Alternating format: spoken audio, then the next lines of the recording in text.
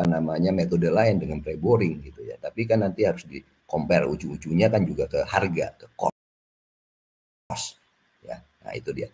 Nah, kemudian yang bawah yang ini yang kita akan pelajarin. Jadi soft. Jadi ini kalau ini kepadatannya, kalau ini kekakuannya, konsistensinya. Jadi kalau 0 sampai 2 very soft ya. QU ini unconfined compression strength ya. Jadi 0 sampai 2 very soft, 2 sampai 4 soft, 4 sampai 8 medium, 8 sampai 15 stiff, 15 sampai 30 sangat kaku ya, lebih besar dari 30 hard. Tapi di sini ini masih bisa dipancang nih, kalau 15-30 harusnya masih bisa, karena ini umumnya banyak clay, silty clay, clay seal gitu ya. Masih bisa dicamp. Tapi di sini yang lebih keras. Ini ya jadi pengertian tanah. Jadi semakin N-nya tinggi, semakin nilai jika tanahnya padat, stiffnya penetrasinya juga tinggi gitu ya. Ini N. Nah, ini tadi vertical drain ya, tadi pengertiannya ini saya ambil dari internet, ya, Bapak Ibu bisa lihat ya, nanti ada preloadnya, input groundnya ya, ini shock groundnya di sini, ada vertical drainnya. Kemudian di bawah ini adalah metode pemasangannya ya. Nah, ini pakai sistem push down ini kalau begini ya. Sistem push down. Ada lagi yang pakai hammer, pakai crane tapi dia menggunakan vibro, pakai leadernya terus ada main railnya tapi pakai vibro. Digetarin gitu ya. Jadi ada shoe-nya. Jadi ini gampang nih kayak jahit gitu ya. Beberapa meter potong, masuk shoe-nya terus dipotong, di clip dulu, potong gitu terus. Kalau zaman dulu tahun 94-95 itu banyak vertical drain itu ada di Jakarta Utara. Tadi saya sempat singgung sana ya. Pantai Mutiara, Muara Baru itu banyak sekali pekerjaan vertical drain. Nah, dulu harganya tahun segitu itu kurang lebih ya berapa itu ya, 900 sampai 1100 perak per meter gitu ya. Zaman dulu masih murah, nggak tahu sekarang harga per meternya berapa. Nah, produksinya itu kalau kita hitung waktu tender itu biasanya antara 200 sampai 400 meter per unit ya. Nah, ini kalau udah bekerjaan gini ini jutaan meter ya. Jadi alatnya bisa sampai 6 sampai 10 alat gitu ya. Gitu. Nah, ini tipenya ada surcharge-nya, ada preload-nya ya. Di sini kemudian di sini ada vertical drain. Nah, jadi vertical drain-nya begini ya. Ada yang horizontal, ada yang vertikal. Nah, ini yang horizontal nih ya, dimasukin kayak ngejahit gitu ya. Yang ini vertical drain yang PVD-nya, vertikalnya. Polanya nanti ada segi 4 dan segi 3 ya tadi ya. Ini mengenai vertical drain. Nah, ini kita nggak bahas detail ya. Ini apa namanya materialnya, jadi ada intinya, ada jaketnya, filternya. Ini apa namanya fungsi-fungsinya. Nah, kita bisa bayangin bahwa kalau dengan vertical drain dengan preloading itu kalau kita bandingkan graphic settlement dengan requirementnya, ini kalau tanpa vertical drain lama gitu ya. Nah, misalnya hanya preloading aja lama dia turunnya. PVD without surcharge lebih cepat, tapi PVD dengan surcharge lebih cepat lagi gitu ya. Ini pengertian dari vertical drain. Kenapa tanah ada vertical drain di proyek ini? Nanti kita lihat data tanahnya ya. Oke, sekarang kita masuk ke dalam klasifikasi dinding penahan tanah. Banyak klasifikasi dinding penahan tanah, tapi saya lebih senang ngambil dari Orok dan Jones ya. Jadi ada dua sebenarnya di klasifikasinya ya. Jadi internally stabilized system dan externally stabilized system. Internally stabilized system ini adalah kekuatannya berasal dari tanah sendiri, jadi tidak membuat struktur yang dari luar, struktur yang baru. Soil nailing, geotextile ya. Geotextile ini kalau Bapak Ibu ke IKN itu kan tidak, di IKN itu pembangunannya tidak langsung meratakan seluruh bukit gitu ya, jadi sesuai konturnya, jadi banyak lereng-lereng, yaitu di sana supaya nggak longsor, lereng-lerengnya ada dikasih geotextile itu ya, jadi kelihatan tuh hijau-hijau banyak, luas sekali gitu ya.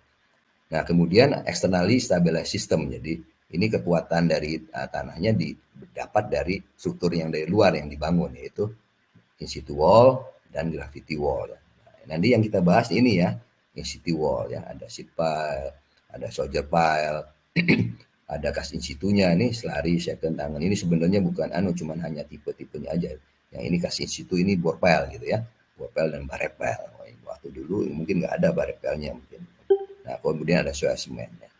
Ini gravity wall yang sederhana ya, ada gabion, ada apa lagi nih, counterfort buttress ya. Ini banyak.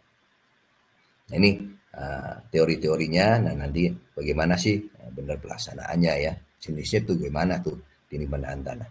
Nah ini dia. Ini yang putih-putih ini saya ambil dari textbook ya, buku-buku banyak ya, karena nggak ada contoh-contoh realnya ya, foto-foto realnya. Nah ini tipe gravity wall ya, ini tipe buttress wall, kemudian ini tipe cantilever, tipe grip, tipe counterfort wall, ini ada pengaku-pengakunya juga. Ini semi gravity, ini dengan ini hampir sama ya, cuman ini dari batu bata, dari batu kali. Kalau yang ini beton ya, ada tulangannya.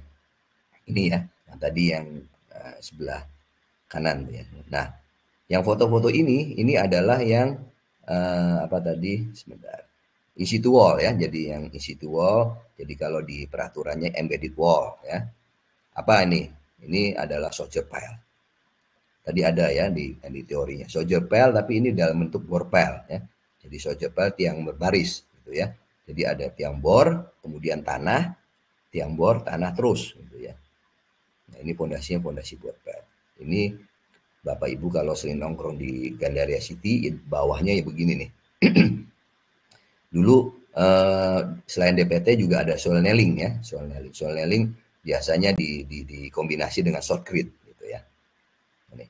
Kemudian saya lari dulu ke tengah ya, ke tengah sama sini nih, gambar tengah. Jadi gambar tengah ini apa? Ini ternyata semen bentonite pile namanya ya. Jadi semen bentonite pile yang adalah beton tanpa tulangan, yang secondary-nya, yang primarinya adalah semen bentonite ya, semen bentonite. Namanya semen bentonite pile atau contiguous bore pile. Ini. Kemudian di kanannya ini second pile. Hampir sama, cuman yang membedakan primarinya di sini adalah dari beton, tapi tanpa ada tulangan ya, yang ini nih. Tapi yang secondary-nya sama, dia beton dengan tulangan. Ya. Ini dari internet, kalau ini dokumen pribadi ini ya. Ini kondisi yang di bawah Departemen Perdagangan di daerah Gambir, ini tahun 2004. Kemudian saya masuk dulu ke bawah ya. Ke bawah nih apa nih? Ya ini adalah precast diaphragm wall ya. Precast diaphragm wall tapi digali metodenya, tapi kita panel-panelnya kita cetak dulu di pabrik. Nah, ini terus dimasukin ya. Sampingnya apa nih? Sama nih ya, ini sama ini nih. Tapi ini nggak sama, namanya diaphragm wall, tapi ini cast in situ diaphragm wall ya. Cast in situ diaphragm wall. Jadi beda ya, beda penggunaannya ya. Jadi cast in situ diaphragm wall, semen bentonite, second pile ini umumnya dipakai untuk basement yang dalam. Ya. Nah, tapi kita juga di cast in situ wall itu cast in situ diaphragm wall itu ada dua metode, dua tipe ya, satu CWS system, satu lagi continuous system. Nah, ini pernah saya webinarkan, pernah saya sharingkan di tahun lalu ya. Ini cukup banyak nih, bisa satu sesi sendiri kalau untuk bicara ini. Nah, kemudian di atas yang gambar-gambar kecil ya, gambar-gambar kecil ini apa? Ini adalah sheet pile. Ya, tadi ada ya, sheet pile-nya dari baja ini. Sheet pile baja ini umumnya untuk temporary ya. Jadi Bapak Ibu kalau udah ngebor pilar, di bawahnya ada pondasi, mau ngecor perkapnya, mau ngecor pilarnya, kita harus gali kemudian pasang dulu. Pasang sheet pile-nya ini. Nahan longsor supaya di dalam sini bisa kerja orang. Atau kalau misalnya di sungai yang tidak terlalu dalam, ada pilarnya, kita sebagai bendung air dulu di sini. Jadi ini temporary. Tapi sebaliknya kalau yang di sini, yang kanan bawah ya, kanan atas, itu namanya corrugated concrete sheet pile. Ya, ini corrugated concrete sheet pile. Jadi ini juga untuk menahan dua elevasi yang berbeda. Kalau di sisi atasnya ini jalan ya, lebih dalam. Ini yang sisi dalamnya untuk tempat parkir. Ini kalau Bapak Ibu anaknya sekolah di high school, ini sekolah yang mahal, ini saya ambil fotonya. Jadi untuk pembelajaran gitu ya. Nah, timbul pertanyaan ya, apakah sheet pile beton ini dengan precast ini bisa nggak dipakai sebagai DPT untuk basement, taruhlah 2 basement aja atau 3 basement, karena kan kalau precast kan terbatas deliverynya gitu ya. Bisa gitu, di mana aja ada ya. Jadi mungkin nanti teman-teman yang lain bisa ngasih masukan. Kalau sepengetahuan saya yang menggunakan corrugated concrete sheet pile untuk DPT basement adalah satu di Menara Jam Sostek Menara Jam Sostek di Gatot Subroto itu ya, itu dia pakai basement. Kedua ada di salah satu gedung di Taman Ismail Marzuki. Jadi ada dua gedung kalau nggak salah ya. Jadi satunya menggunakan ini corrugated concrete sheet. Satu gedungnya lagi setelah anggaran barunya tahun berikutnya itu menggunakan precast diaphragm wall. Jadi waktu itu ini karena sebetulnya precast kan banyaknya dipakai untuk underpass ya, underpass. Nah, timbul pertanyaan bagaimana dengan watertight-nya, dengan daya tahan airnya. Saya waktu itu meneliti ya, istilahnya meneliti, langsung datang gitu ya. Kita lihat yang di sini ini lebih uh, airnya lebih ngucur gitu ya, airnya kayak orang lagi kencing gitu ya, bisa ngucur gitu ya, kelihatan. Tapi yang di sini ada tapi ngerembes. Ini sebelahan gedungnya ya, nah, sebelahan. Jadi artinya apa? Dari segi permeability-nya lebih bagus precast diaphragm wall ya, dibandingin corrugated concrete sheet. Jadi corrugated concrete sheet harusnya lebih untuk turap sungai, ya itu aman gitu ya. Untuk turap-turap jalan tol yang tidak terlalu tinggi gitu ya. Ini pembagian dari jenis-jenis dinding penahan tanah ya. Jadi teorinya ada, ini pelaksanaannya gitu ya, supaya tahu kalau di foto ini lebih gampang gitu ya. Nah, ini adalah aturannya gitu ya, aturan atau standarnya yang kalau orang geoteknik ya ini satu-satunya ya, nggak tahu ada lagi nggak, 8460 2017 itu. Sama itu tadi ya, steel sheet pile, corrugated concrete sheet pile, ini corrugated way ya, flat concrete sheet pile, flat juga ada ya. Kemudian sojepel tadi ya, yang di Gandara City itu sojepel model gini. Jadi tengahnya ini tanah. Tapi bisa juga pakai tiang pancang, sojepel bisa. Ini sebelahnya pakai beam ya, bisa. Tapi diikat ya. Nah yang ini, yang E dan F, ini hampir sama kan? Ini yang tadi ya, dinding continuous pile atau semen bentonite pile. Jadi ini namanya primary ya, ini primary. Tapi bedanya yang tadi, kalau yang ini second pile ini beton tanpa tulangan, kalau yang ini semen bentonite. Diameternya boleh sama ini, ya boleh sama atau boleh kecil. Umumnya sih sama ya. Tapi sekali lagi jadi saya informasiin juga bahwa yang struktural adalah ini, yang ada besinya. Ini bukan struktural, ini hanya sebagai penambah supaya airnya tidak masuk ke dalam sisi dalam galian pada saat proses galian. Itu aja. Jadi seharusnya ya kalau mau kompetitif, panjang ini boleh lebih pendek dari ini. Ya, tapi ini dari pengalaman ya, jadi nanti bisa dihitung nanti dari teman-teman konsultan. Tapi kita harus memperhitungkan basementnya berapa basement dalam galiannya, aliran air di bawahnya, apa namanya tuh, flow airnya berapa meter, nah itu. Karena ini menahan air supaya airnya nggak turun dari, nggak naik dari basement yang paling bawah gitu ya. Nah itu. Jadi bisa ini harus lebih kecil gitu ya, lebih pendek lebih pendek dalamnya dibanding ini. Kalau ini struktural gitu ya, walaupun nanti ada dinding di wallnya lagi, dinding basementnya lagi bata di sini ya. Nah, yang bawah adalah sama dinding diaphragm wall ya. Nah, tapi di sini rubber water stop. Jadi mungkin ini pasti kalau rubber water stop namanya CWS sistem, center water stop atau central water stop, pakai rubber. Yang ini adalah anunya, cetakannya ya, foamnya. Jadi foamnya nanti dilepas. Sebetulnya ada satu lagi ya, jadi dinding diaphragm wall yang kasih situ tapi continuous. Bedanya apa? Rubber water stopnya bukan dari rubber kalau sistem continuous diaphragm wall, yaitu dari plat.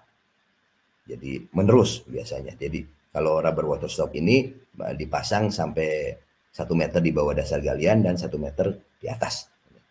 Dan pembesiannya pada dinding yang CWS ini sistemnya antara secondary panel dan primary panel tidak nyambung. Jadi ada sambungannya ini tidak ada besi. Tapi kalau continuous dia nyambung. Jadi Ibu bisa tahu ya, jadi rigidnya rigid mana. Tapi biayanya mahal mana gitu ya. Nah, nanti saya pernah ikut di fase 1 MRT, ada beberapa apa yang di bawah, stasiun bawah itu di wallnya menggunakan sistem CWS, ada juga yang menggunakan sistem continuous gitu ya. Ya mungkin itu tender desain gitu ya. Baik, itu ini jenis-jenisnya ya. Oh, satu lagi, di sini precastnya nggak ada ya. Jadi mungkin para ahli juga harus menggambarkan lagi nih yang perumus precast diaphragm wall karena beda sekali dengan ini gitu ya. Ini jenis-jenis daripada dinding di wall. Nah, ini gambar 40 ini apa? Ini penunjangnya ya. Jadi penunjangnya itu ada angker tanah, ini dindingnya. Kemudian wall to wall strut. Nah, ini wall to wall strut itu strutting gitu ya. Jadi nanti ada kombinasi dengan king push-nya atau langsung menumpuk pada slab. Nanti saya lihatkan di slide berikutnya.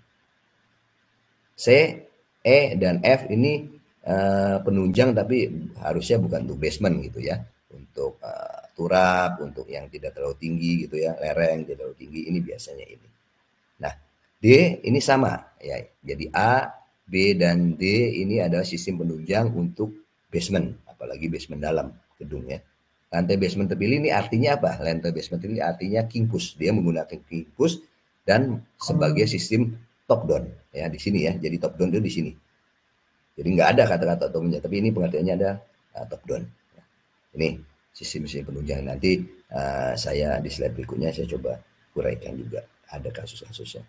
Nah, saya nemu juga nih Bapak Ibu, saya nemu apa di internet. Waduh, ini apa nih namanya dinding penahan tanah, tapi nggak ada sistem penunjang ini dari luar mungkin ya. Tanahnya bagus ini orangnya segini berarti berapa meter. Tapi boleh nggak nih, berani nggak nih konsultan mengajukan begini kalau misalnya ketemu nanti diuji gitu sama tim ahlinya, lolos nggak gitu ya. Ini monggo didiskusiin gitu ya. Ini ya dari aturannya, dari standar SNI-nya. Nah, kalau untuk mendesainnya ya ini ya saya ambil aja ya. Jadi ini bukan skop saya untuk menjelaskan, tapi di sini udah ada tadi yang kita jelaskan untuk parameter air tanahnya, jenis tanahnya, pemilihan embedded wall-nya, tipe supportnya udah ada ya tadi jelasin. Tadi kemudian ini nanti untuk dimensi-dimensinya nanti ya dari konsultan perencana yang hitung ya. Jadi ini flowchart-nya udah jelas. Nanti konsultan perencana. Jadi syukur-syukur Pak Budi nanti bisa mengundang ada yang mau membuka semua gitu ya. Oh ini modelnya ini. Terus akan lebih jelas gitu ya bagi fresh graduate engineer yang baru-baru gitu ya. Kalau saya tidak menguasain perhitungan-perhitungan gini. Nah, ini langkah ini harus nggak bisa kalau dilakukannya manual. Jadi harus pakai program ya. Program untuk dinding penahan tanah apa? Itu kalau saya dulu ada namanya Walap ya, program Walap, terus yang sekarang kan Plaxis ya. Plaxis itu banyak ahli-ahlinya termasuk Pak Gociliong gitu ya. Itu. Kemudian nah ini adalah salah satu contoh dari pakarnya gitu ya. Ini sudah selesai dihitung. Jadi kalau di kontraktor pondasi atau kontraktor, oh Pak saya mau ada bangunan basement, 2 basement, galian 8 meter dong dipakai di wall. Ya udah dihitung dulu. Kita harus cepat-cepat kan, owner kan maunya cepat mintanya. Ngomongnya sekarang minta quotation-nya 3 hari lagi, padahal harus desain gitu kan. Ya udah, kalau udah ahli gampang, saya minta data tanahnya begini Pak, data tanahnya begini, di wall, basementnya galian segini. Udah didesain kalau untuk roughly penawaran bisa, karena kita udah mengetahui ininya. Nah, ini berarti kan udah masuk dari data tanah, jenis tanahnya, NSPT-nya, kemudian di sini ada tekanan aktifnya, KA-nya. Jadi tekanan aktif itu tekanan gaya-gaya yang ada di luar galian yang di sini ya. Kalau pasif adalah tekanan tanah yang gaya-gaya yang ada di dalam galian. Jadi tekanan aktif ini gede sekali gitu ya. Nah, ini kalau dilaksanakan, ini kebetulan menggunakan ground anchor gitu ya, menggunakan anchor. Jadi kontraktor harus selalu mengikuti step by step daripada perhitungan perencana. Saklek ini. Karena kalau tidak akan resikonya akan besar. Jadi kenapa? Misalnya step pertama bikin diaphragm wall-nya. Ya. Step kedua kita gali capping beam-nya dikerjain ke sana ya. Step ketiga karena ini ground anchor kita turunkan dulu, dewatering dulu karena air tanahnya cukup tinggi. Turunkan dulu mungkin sampai elevasi di bawah sedikit di bawah posisi ground anchor, kemudian digali. Baru ground anchor-nya dikerjain gitu ya. Kemudian ground anchor udah dikerjain sesuai dengan spacernya berapa ya ke arah sana. Dewatering lagi nih, dewatering lagi sampai elevasi basement.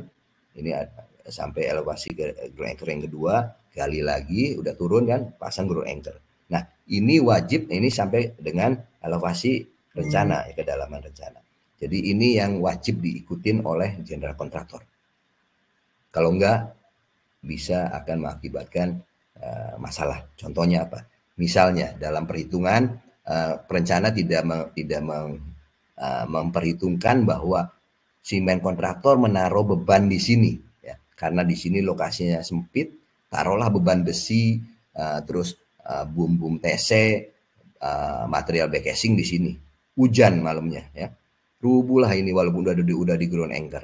Rubuh, ada nggak? Ada. Satu panel diafram wall 6 meter, kalau rubuhnya bisa 6 berarti artinya 36 meter kolaps. Gitu ya. Udah kerja, wah ya udah setengah mati ya, costnya jadi tinggi, waktunya jadi molor. Nah, itu ya. Jadi saya cuma hanya bisa memberikan ceritanya ini gitu ya. Jadi bukan perhitungannya, tapi secara prinsipnya harus tahu. Nanti yang hitung yang muda-muda nih ya, yang jago hitungnya. Nah, ground anchor ini, nah ini kalau ada 7,5 in ini artinya ya, kalau saya belajar dari spesifikasi teknis dari beberapa konsultan dan saya sering tanya ya. Jadi satu strand ini umumnya 10 ton ya. Jadi kalau ada 7,5 strand diameternya setengah in, ini artinya 70 ton nih. Coba bener nggak nanti di omongan saya. Jadi ini bebannya 70 ton gaya tariknya. Jadi nanti di proving testnya 70 ton. Nah, ini fixed length itu bond length yang di growting. Gitu. Ini ya jadi perhitungan. Jadi di wall ini bisa nanti bisa pakai continuous bore pile atau semen bentonnya, bisa second pile. Dalam hal ini contohnya adalah diaphragm wall. Ya udah dari sini sebenarnya udah bisa hitung nih. Ya, jadi teman-teman yang di kontraktor fondasi atau di general kontraktor udah bisa hitung anggarannya berapa. Tanya ini ke spesialis ground anchor, ini tanya ke kontraktor fondasi ya gitu. Kalau ini semua galian ya ini ke Menkon ya, gitu ya. Ini ya, jadi tadi aplikasinya ini yang benar hasil hitungannya gitu ya. Kemudian sebelah kanan apa ini? Nah, ini saya ambil dari internet ya, jadi lebih jelas. Ini basementnya ada berapa? 6 gitu ya. Nah ini ada king push.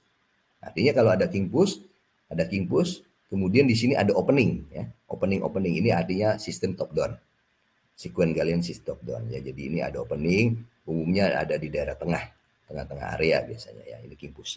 Tentunya ada aturannya nanti king push-nya. Jadi king push ini selain penahan dinding penahan tanahnya juga sebagai kolom nantinya ya. Kolom komposit gitu. Ini. Jelas ya, jadi itu perincian diskusinya, pengertiannya yang diaplikasikan ke teori dan aturan pelaksanaan, jadi digabung gitu ya. Nah sekarang kita masuk ke deskripsi proyek. Waduh ini jam berapa udah hampir jam 3 oke. Deskripsi proyek ya, jadi ini proyeknya ya, tadi saya bilang proyeknya ada di Bandung, ini lokasinya daerah Gede Bage ya. Bapak Ibu bisa lihat tadi ada preloading ini yang granularnya, ini yang tanah merahnya ya. Luas lahannya kurang lebih 6 ribuan, 2 lantai basement, galiannya 8 meteran lah ya, 7-8 meter. Ini saya ambil dari internet, ini udah jadi ya, mungkin hari ini udah jadi ya, mungkin ada teman-teman yang dari Menkon ya, mungkin silakan nanti bisa sharing gitu ya, ini bangunannya udah jadi, saya dari internet aja ngambil, ini dari dokumen untuk pribadi. Kemudian ini ternyata ada vertical drain ya. Jadi menggunakan materi sintesis, polanya segitiga, di sana 20 meteran ya. Ada vertikal, ada horizontal ya.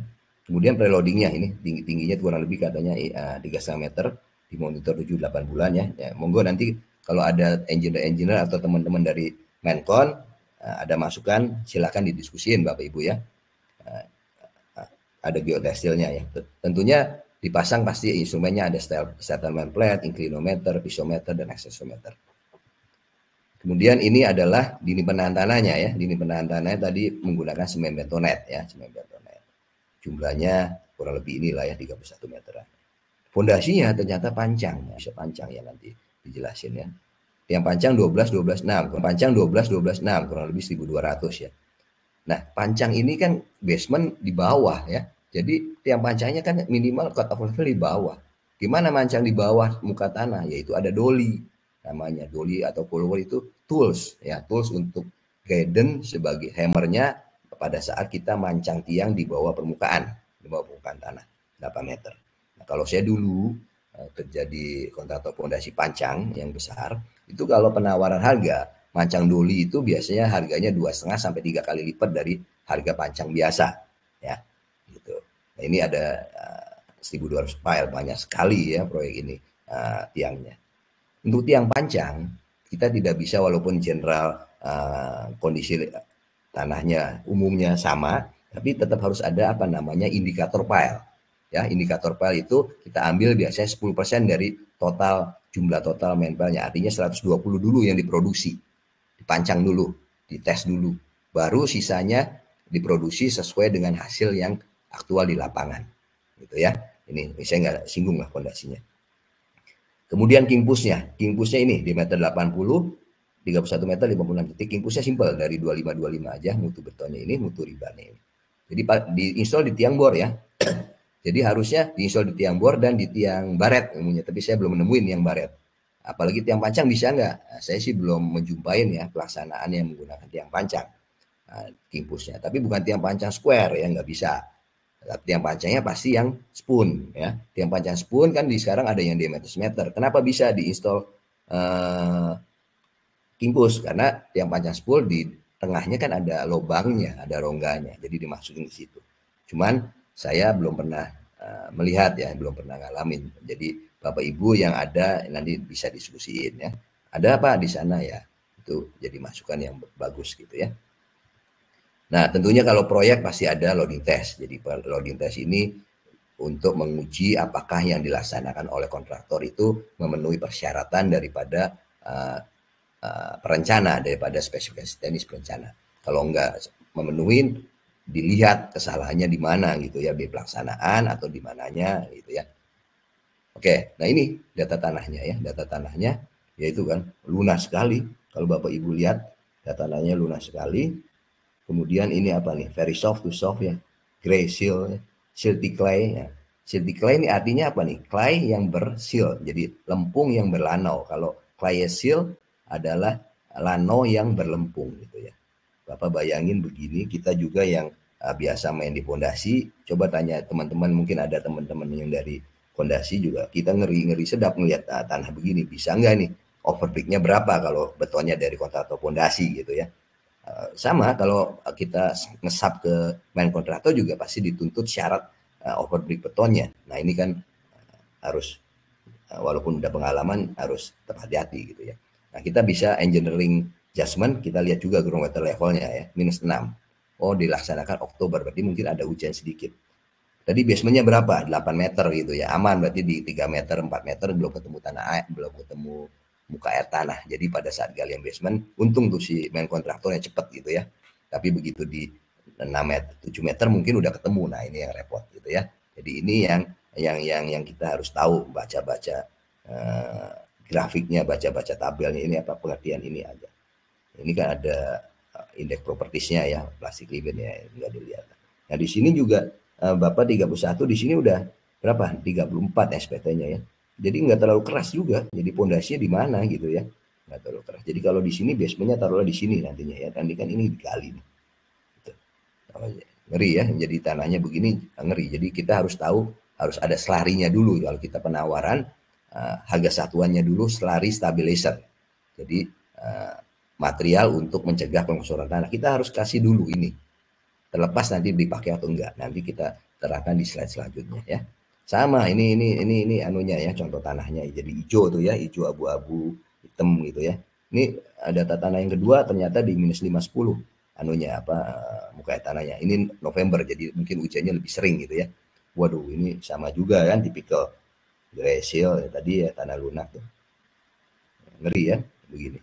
Casingnya berapa, overbreaknya berapa kan ini yang jadi masalah. Ini sama ya, ini apa namanya CPT-nya ya biasa. Silakan nanti untuk pembelajaran. Nanti bagaimana caranya? Nah ini adalah layoutnya ya. Gede ya, lokasinya luas. Ini semen bentornya, DPT-nya. Ini titik-titik impulsnya ya, titik-titik impulsnya. Kalau kita lihat engineer atau mahasiswa, jadi impulsnya kita harus punya gambaran nih. Impulsnya pasti ke sini nih di diagonal. Yang ini berarti pasti ke sini diagonal ya. Yang ini berarti impulsnya ke arah sini nih. Nah, itu makanya pada saat nanti pemasang kimpus, muka kimpusnya harus benar dimonitor ya, supaya pas gitu ya ngelasnya.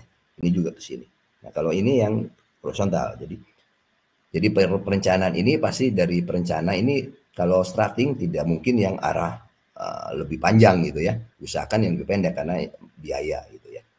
Ini adalah tipe detail daripada semen bentonite-nya. Di sini ada juga apa namanya dinding di wall-nya ya, yang struktural yang ini ya, yang ada tulangannya. Ini adalah yang semen bentonite-nya. Nah, ini adalah kimpusnya ya. Kimpusnya simple karena ini sebagai starting jadi meter 80, kimpusnya tadi berapa tuh? 25 ya. Dia akan masuk 2 meter di dalam beton. Nah, ini nanti kalau udah dapat gambar begini, kita main kontraktor ataupun kontraktor pondasi harus memberikan proposal awal bagaimana metode kimpusnya masangnya. Apakah dicor dulu borpelnya baru diinstal kimpusnya, atau beli bor kimpusnya diinstal baru dicor. Ya, ini yang perlu awalnya kita tahu dulu. Nanti setelah submit baru nanti dapat ya, nah tentunya pasti ada perubahan-perubahan disesuaikan dengan kondisi aktualnya gitu ya.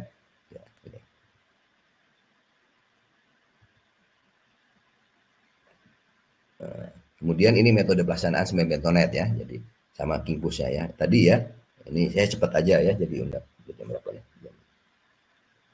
Jam 3 ya.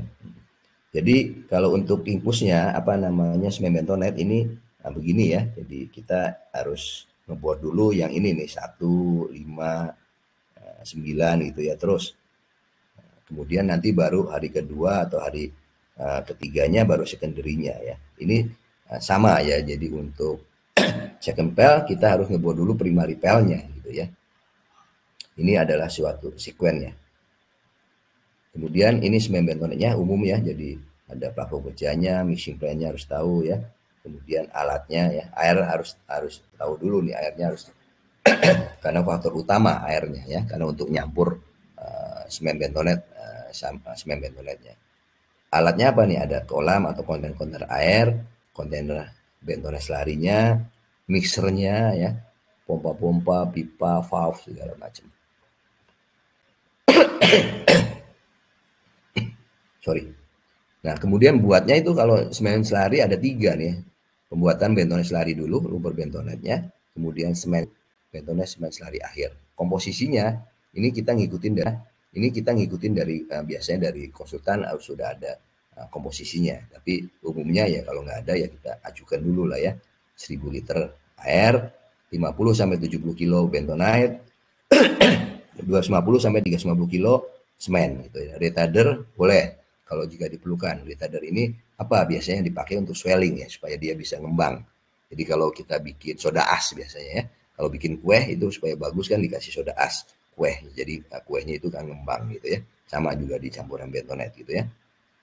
Nah, kalau terlalu banyak, bentonitnya terlalu banyak, nanti semen bentonitnya nggak akan kering-kering, jadi susah, lembek terus, gitu ya. Jadi komposisinya harus pas. Begitu juga kebalikannya sama semen. Semennya kalau terlalu banyak, nanti cepat keras, susah untuk ngecornya, ngedorong pakai pompanya itu susah, gitu ya. Jadi komposisinya harus pas, gitu ya. Kemudian bentonite yang pakai biasanya ada Tixoben, Laviosa produk ya, nanti bisa ini umum aja ya. Semennya juga yang penting SNI ya, SCG, 3 roda, Raja Wali bisa. Ya. Nah ini ya, jadi model-modelnya mixernya, ya ini bentonetnya, stok bentonite, stok semennya. Stok bentonite atau stok semen juga bisa pakai silo ya. Bisa pakai silo ya. Jadi ini adalah kritikal utama ya. Jadi ini fungsi dari project management juga ada di sini dari direksi, dari manajemen kantor. Karena apa? Ini perlu kontinuitas 24 jam. Bapak bayangin produksinya tadi, nanti kita lihat di produksi harus nonstop. Begitu juga tool aksesorisnya, mixernya, kerjanya 24 jam gitu ya. Orang manpowernya kerjanya 24 jam. Nah ya, ini kaitannya nanti dengan time frame-nya ya, schedule-nya gitu ya. Ini contoh juga di Jogja gitu sama ya prinsipnya, ini cuma untuk selari. Nah ini adalah pembuatan alurnya ya, jadi stok bentonetnya masuk air, di sini di mixing, tampung dulu, kemudian dimasukin sini, masukin semen, campur tembak sini. Intinya ini ya. Tapi dalam pelaksanaan lapangannya cukup susah untuk mengatur ini. ada rusaknya gitu ya, orangnya susah diatur, semennya juga keterlambatan. Nah itu resiko-resiko itu yang perlu kita perhatiin sampai ke manajemen. Ini contoh-contoh daripada Betonetnya ya, silakan nanti. Nah ini ada testingnya, tentu ada quality controlnya ya. Kita ada pH-nya, Bentonite slurry ada pH-nya, viskositasnya, density-nya. Ya. Kemudian kita juga tes misalnya 7, 14, 28 harinya. Ya, ini nanti sebetulnya ngikutin dari speknya perencana ya. Kemudian permeability-nya kalau memang diperlukan ya, gitu ya. Nah ini pH-nya bisa dibaca ya nanti untuk pengetesannya. Nah ini adalah jenis peralatan pengujian ya. Jadi mass balance, density test, mass count, viscosity test, kemudian sand screen-nya, pH meter. Tapi ini sand screen tidak dipakai karena ini semen bentonite. Ini dipakai kalau misalnya ada tanah pasir ya. Ada tanah pasir, kemudian selarinya kita mau pakai 2-3 kali di recycle. Tapi di lapangan juga harus punya descender namanya, descending unit. Jadi untuk menyaring pasir, pasirnya dibuang, jadi selari bentonite dari lubang ditarik dulu, kemudian diendapin, pasirnya dibuang, bentonite sisanya di mixing lagi dengan air dan bentonite baru. Jadi gitu, di recycle. Tapi untuk semen bentonite nggak perlu ini menggunakan ini di 3 item ini ya. Nah, tadi ya metode kerja semen bentonite yang di lapangan gimana. Jadi kita harusnya buatnya begini nih ya. Gate wall ya. Gate wall begini. Ya itu, tapi idealnya begini ya. Zaman-zaman dulu gate wallnya begini gitu ya. Jadi kita pakai beton. Kita bikin backcasting, ini 1,2, ininya sayapnya 50 cm atau ini kalau sisi dalam yang lebih lebar gitu ya. Dimal ya, ini diameternya berapa, overlapnya berapa. Tapi sekarang di semua proyek karena mau cepat, mau biayanya ya lebih kompetitif ya, saya nggak bilang lebih murah ya, lebih, jadi wah jangan inilah kemahalan gitu ya, pakainya ini akhirnya ya gate beam semua begitu ya, dipakai gate beam, semua proyek pakai gate beam supaya menghemat daripada biaya gitu ya. Kalau ini udah lebih aman gitu ya. Oke, kemudian ini ya, jadi kita langsung ke anunya apa, gambar-gambarnya ya, prakteknya. Ini misinya ya. Ini kita tes nih, viskositas beratnya apa. Ini untuk uji strength-nya, pH meternya ya. Kemudian gate wall-nya kita pasang. Setelah ini siap, gate wall kita pasang. Sama kita bor yang pertama adalah primary pile ya. Jadi di sana ini pakai PKC-nya 6 meter aja. PKC-nya 6 meter aja. Kemudian dibor sampai lanjutan sampai ke dalam rencana. Nah, ini di air aja ya. Ternyata nggak longsor. Kenapa bisa nggak longsor? Nanti saya bisa di slide berikutnya ada poin pentingnya ya sebelum pekerjaan dimulai.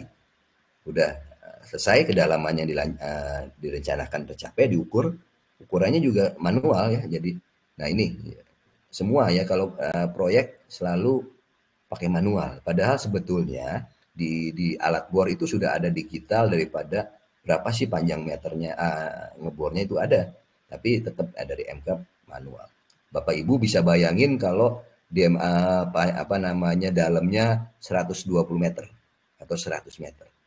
Jadi kita perlu khusus meteran yang berat, meteran yang nggak gampang putus gitu ya, tetap diukur gitu ya. Kayak di Suramadu 80-90 meter diukurnya pakai begini ya. Tapi yang bahannya lebih, kualitasnya lebih bagus dan lebih berat. Ini ya, bor lanjutan selesai, baru mixing bentonite-nya sudah selesai dicor. Nah ini ya, nanti semen bentonite-nya. Ini akan turun nih, begitu Bapak Ibu cabut casingnya turun. Nah tadi yang saya informasiin, kalau dia bentonite-nya terlalu banyak, nanti encer, susah keringnya. Tapi kalau semennya terlalu banyak, mompanya ini dorongnya mampet gitu ya, cepat mampet. Ini jadi ya, jadi nanti. Nah kemudian kalau setelah primary pile-nya selesai, baru kita ngambil secondary pile yang strukturalnya ya, yang ada besinya. Sama prinsipnya ya. Bor, pasang casing, diukur bor lanjutan gitu ya, baru masukin besi. Besinya udah dicek, baru masukin ya. Dicor. Nah ini pipa training ya, dicor sampai elevasi yang cut off level yang direncanakan. Baru cabut casing. Jadilah secondary pile-nya ya.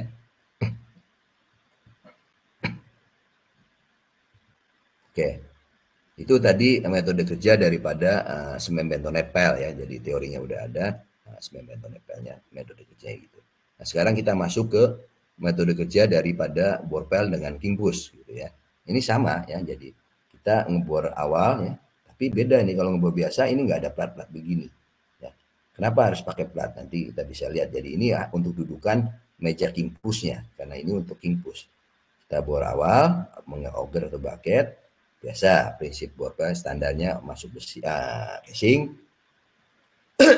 kemudian ngebor lanjutan gitu ya, bor lanjutan sambil dimasukin air nih ya, stabilizer untuk menjaga keutuhan dan stabilitas lubang selama pengeboran ya.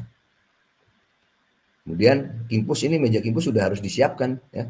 Jadi kalau nanti kita masuk ke produksi, kita harus berapa siapin meja king pushnya. Ini karena tool penting gitu ya, tool penting ya. Jadi king push ini harus disesuaikan dulu dan ukurannya ya.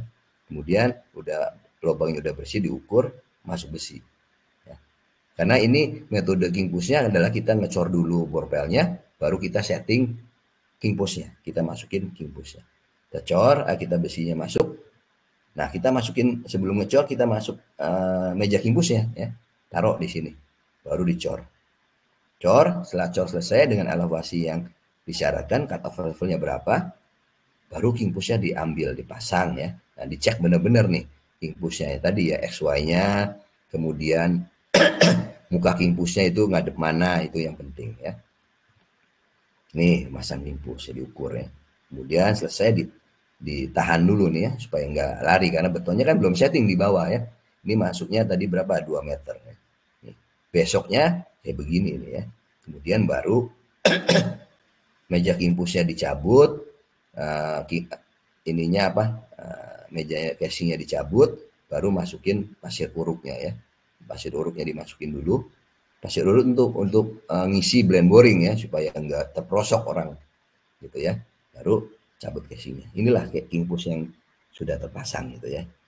Gampang gitu ya kalau untuk king push yang untuk fungsinya sebagai strutting, lebih gampang gitu ya, karena apa tadi ya, simple gitu ya. Ini aja nih, lihat king pushnya nggak ada apa-apanya ya, beam biasa gitu. Oke, kemudian nah ini saya langsung kasih flowchartnya ya, jadi Bapak Ibu di konsultan atau di main kontraktor bisa nih ya, jadi bisa diubah-ubah nanti ya, kita nggak ada yang ditutupin gitu ya. Jadi persiapan ini ya, jadi ini persiapan ini kalau kita sudah pada proses tender, tim marketing kita harus tahu dulu buat metode king push dari awal. Mau dicor dulu, baru dimasukin king pushnya, atau kita bor, king pushnya masuk dulu, baru dicor. Nah itu ada beda ya, jadi tergantung nanti dilihat. Jadi kalau sudah ada buat metode awal king pushnya, kita fabrikasi king pushnya, kalau memang king pushnya dari kontraktor pondasi ataupun dari main kontraktor, fabrikasi king push ini bisa pasti dari kontraktor pondasi. Fabrikasi king push ini sama pelengkapannya ya kita sesuaikan nanti ya dengan gambar-gambarnya. Ini pecahan bor pile biasa. Nah, ini baru install meja king push segala macam yang tadi ya. Terus pas pasang king pushnya, baru lepas gate-nya ya. Ini alur daripada metode pekerjaan king push ya. Tinggal nanti ditambahkan kalau memang ada item-item kerjaan yang lebih susah gitu ya. Itu ya untuk pekerjaan alur daripada king push. Tadi kita udah bicara metode semen bentonite, kita sudah bicara apa namanya king pushnya. Nah ini saya kasih contoh lagi. Tadi di proyek tadi simple ya, cuma 12 meter king pushnya sebagai starting dan simple. Ini saya ambil contoh model king push di proyek lain. Ini saya ambil datanya dari teman saya, project manajernya. Bapak Ibu bisa lihat ini di mana. Ini proyek di Indonesia One. Proyek yang sangat susah sekali. Bisa dibayangin diameter bor pile-nya diameter 1,8, L efektif 65 meter. Artinya L efektif itu dari cut off level sampai dengan to level. Jadi ngebornya itu ditambahin yang basementnya berapa? Tambahin 20 meteran, 20, 21. Artinya dia ngebor dari tanah aslinya itu 80 sampai 90 meter di Indonesia One. Bayangin kerja bor banyak aja susah di Indonesia One itu tanahnya juga jelek gitu ya. Kemudian king pushnya model begini. Ini basementnya 81, 2, 3, 4, 5, 6, 7. 7 basement ya. King pushnya model begini nih. Ada box ya. Box. Kemudian ada ini apa nih nongol-nongol kecil-kecil ini ya. Ini namanya share start gitu ya. Share startnya. Share start ini cukup banyak loh ya. Jadi jangan ini setiap lantai itu pasti ada share startnya belum di badan king pushnya gitu ya.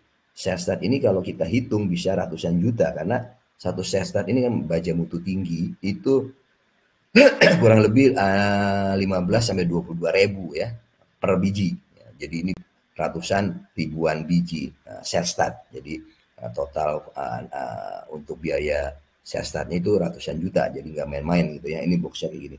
Jadi Bapak Ibu bisa lihat komplek ya. Nah, bayangin kalau tadi king pushnya itu nongol ya di muka tanah, gampang kelihatan. Ini dari informasi dari basementnya ada di bawah 7. Berarti king pushnya, top of king pushnya itu 21 meter atau 23 meter dari muka tanah. Lah orang mancang aja susah kan? Pakai apa tadi? Doli kan? Kalau kita mancang di bawah muka tanah pakai doli. Ini juga sama, pakai doli. Jadi supaya memasukkan top king pushnya ada di posisi minus 21 atau 23 meter dari muka tanah. Waduh, bayangkan tingkat kesulitannya gitu ya. Tapi toolnya sama ya, ada meja king pushnya gitu ya. Jadi ini manpowernya memang benar-benar terlatih. Ini ya, saya ambil contoh untuk king push yang untuk top down, untuk kolom ya. Jadi ini sayang nih nggak tahu nih kontraktor pondasinya mempunyai dokumentasi yang lengkap nggak gitu ya. Kalau nggak ada dokumentasi kan sayang sekali karena ini dikerjakan sama kontraktor lokal gitu ya, kontraktor salah satu kontraktor besar di Indonesia juga dan ada kontrak main kontraktor juga gitu ya di Indonesia One gitu ya. Saya minta ini datanya dari teman-teman PM saya gitu ya. Nih. Kemudian ada lagi, nah ini dia double king push ya. Ini juga sama ada set startnya. Ini hanya 16 meter aja, nah, masuk ke bawah 2 meter ya, 16 meter. Ini modelnya, king pushnya ini set startnya ya. Ini lebih simpel, kompleks tapi lebih kompleks yang tadi ya, Indonesia One. Jadi kalau tadi yang kita bicarakan kalau untuk top down selalu ada opening. Jadi kalau Bapak Ibu mahasiswa adik-adik mahasiswa ini kalau ngeliat gini ini pasti top down kalau ada opening gini ya. Bukan bottom up tapi top down. Sistem galian basement ya. Nah ini meja kimpusnya ya. Ini posisi kimpusnya juga di atas. Jadi kalau yang saya foto yang paling depan itu ya, proyek ini gitu ya. Nah ini kita jadi bisa membandingkan baik kesamaannya ataupun ke perbedaannya. Kalau king push sebagai top down system tadi ya struktur KP-nya lebih kompleks ya. Kalau starting sebagai starting struktur king push-nya akan lebih sederhana gitu ya. Kemudian menggunakan stair start ya. Belum tentu stair start ya. Tapi di Pasaraya tahun 94 juga udah pakai stair start juga itu. Nah, kemudian umumnya tidak menggunakan stair start di sini ya. Oh, simple tadi ya di Bandung itu ada simple, nggak tahu tadi ya, proyek lain juga harusnya tidak terlalu banyak gitu ya. Kemudian diinstal pada pondasi borpel ini sama ya, borpel atau bisa juga baret pile ya. Tadi ada nggak yang pelaksananya diinstal pada spon pile? Kalau ada discuss ya, jadi nanti boleh Pak ada Pak di sana. Karena sekarang spoon pile kan diameternya ada yang 1 meter, 1,2. Bayangin kalau 1 meter aja mungkin lubang di tengah spoon pile-nya itu tiang bulatnya itu ada lubang kan, nah itu bisa dimasukin si beamnya. Cuman masanya gimana gitu ya? Saya belum punya experience itu, belum nemuin gitu ya, belum nemuin pelaksanaannya. Tapi kalau gambarnya mungkin ada gitu ya yang dihitung dari konsultan. Kemudian untuk top down system menahan gaya lateral DPT pada saat galian basement pasti ya. Tadi ya dari aturan yang lantai basement terpilih itu top down. Tapi juga berfungsi sebagai gaya aksial ya, kolom. Tapi kalau strating hanya menahan DPT aja pada saat galian basement. Jadi setelah galian basementnya slabnya sudah ada dipasang ya udah stratingnya udah nggak ada ya. Jadi kalau strating ini Maincon juga biasanya ngesapkan lagi ke perusahaan dari strating ya. Jadi kalau nggak salah dari Pak Budi juga pernah mengadakan webinar yang khusus dari kontraktor strating ya Pak Budi ya. Itu. Kemudian jenis DPT yang digunakan untuk top down system dan strutting sama ya, bisa di wall, bisa semen bentonet, bisa second pel. Jadi nggak ada soldier pel ya, kalau dalam nggak mungkin soldier pel untuk basement dalam, atau pakai apa sheet pile gitu, corrugated atau precast diaphragm wall, nggak mungkin gitu ya. Karena kalau precast diaphragm wall basementnya 7, berarti harusnya kan apa namanya 7 kali 3 21 meter, berarti precastnya taruhlah harusnya 30 meter. Ya bagaimana masa disambung gitu ya, mau langsung 30 meter ya nggak bisa, transportnya bagaimana gitu ya, jadi pasti nggak bisa. Kemudian dari sini kita bisa simpulkan ya, tadi ya, top down system yang Indonesiawan berarti resikonya apa? Tinggi dan sangat tinggi. Strutting, kalau strutting resikonya rendah ya, rendah dan sedang. Jadi kalau top down system ini tinggi ya. Jadi ada kemungkinan kontraktor pondasi itu mengganti itu. Pasti ganti nggak? Iya.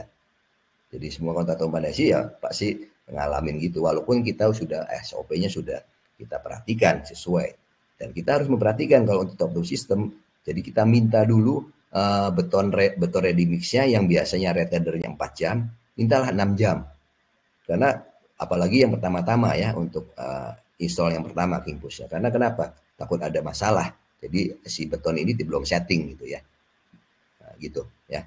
Ini jadi perbandingan king push-nya ya, daripada penggunaan tip down system dengan strutting ya. Ini sebenarnya Bapak Ibu tahu ya, jadi saya lebih saya anuin aja, lebih apa ditulis gitu ya. Baik, sekarang kita masuk ya, jadi ke project time frame ya. Project time frame ini 9 bulan kalender. Jadi kita sudah mengetahui metodenya. Nah, kita otomatis kan berapa sih waktunya ya. Dari sini ini tim proyeknya sangat ahli gitu ya. Tim proyeknya yang ahli, dan nanti kita bagaimana teorinya ya. Jadi dengan adanya layout begini, dibagi mereka nih, dibagi zona ya.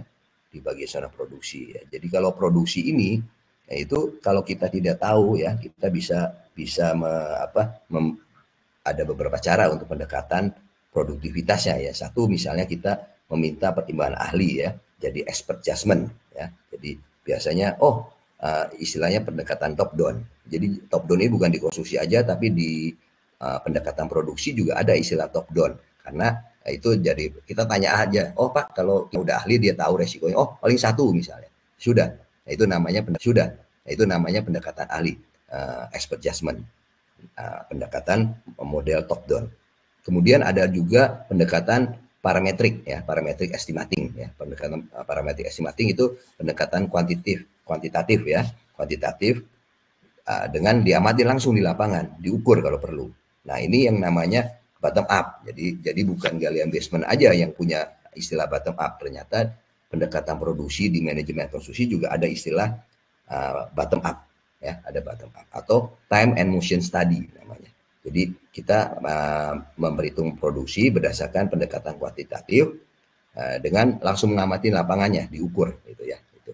Kemudian ada juga dengan panduan biaya, cost guide ya, cost guide. Jadi pemerintah ini biasanya memberikan suatu panduan biaya dari produktivitas. Jadi kalau di Singapura ada namanya Building Construction Authority, yaitu menentukan aktivitas-aktivitas utama itu produksinya gimana.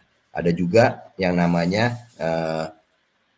panduan perkiraan padanan, yaitu analogus estimating, yaitu dari biasanya didapat pendekatan produksi ini dari kontraktor. Nah, ini yang lebih real ya. Jadi nanti ini saya harapkan bisa berguna nih kalau untuk kontraktor ataupun stakeholder lain. Oh, kalau tanahnya begini, daerah gede bage, sejenisnya produksinya begini gitu ya. Itu namanya pendekatan perkiraan padanan, analogus estimating. Ya, itu dari sedikit mengenai project manajemennya ya.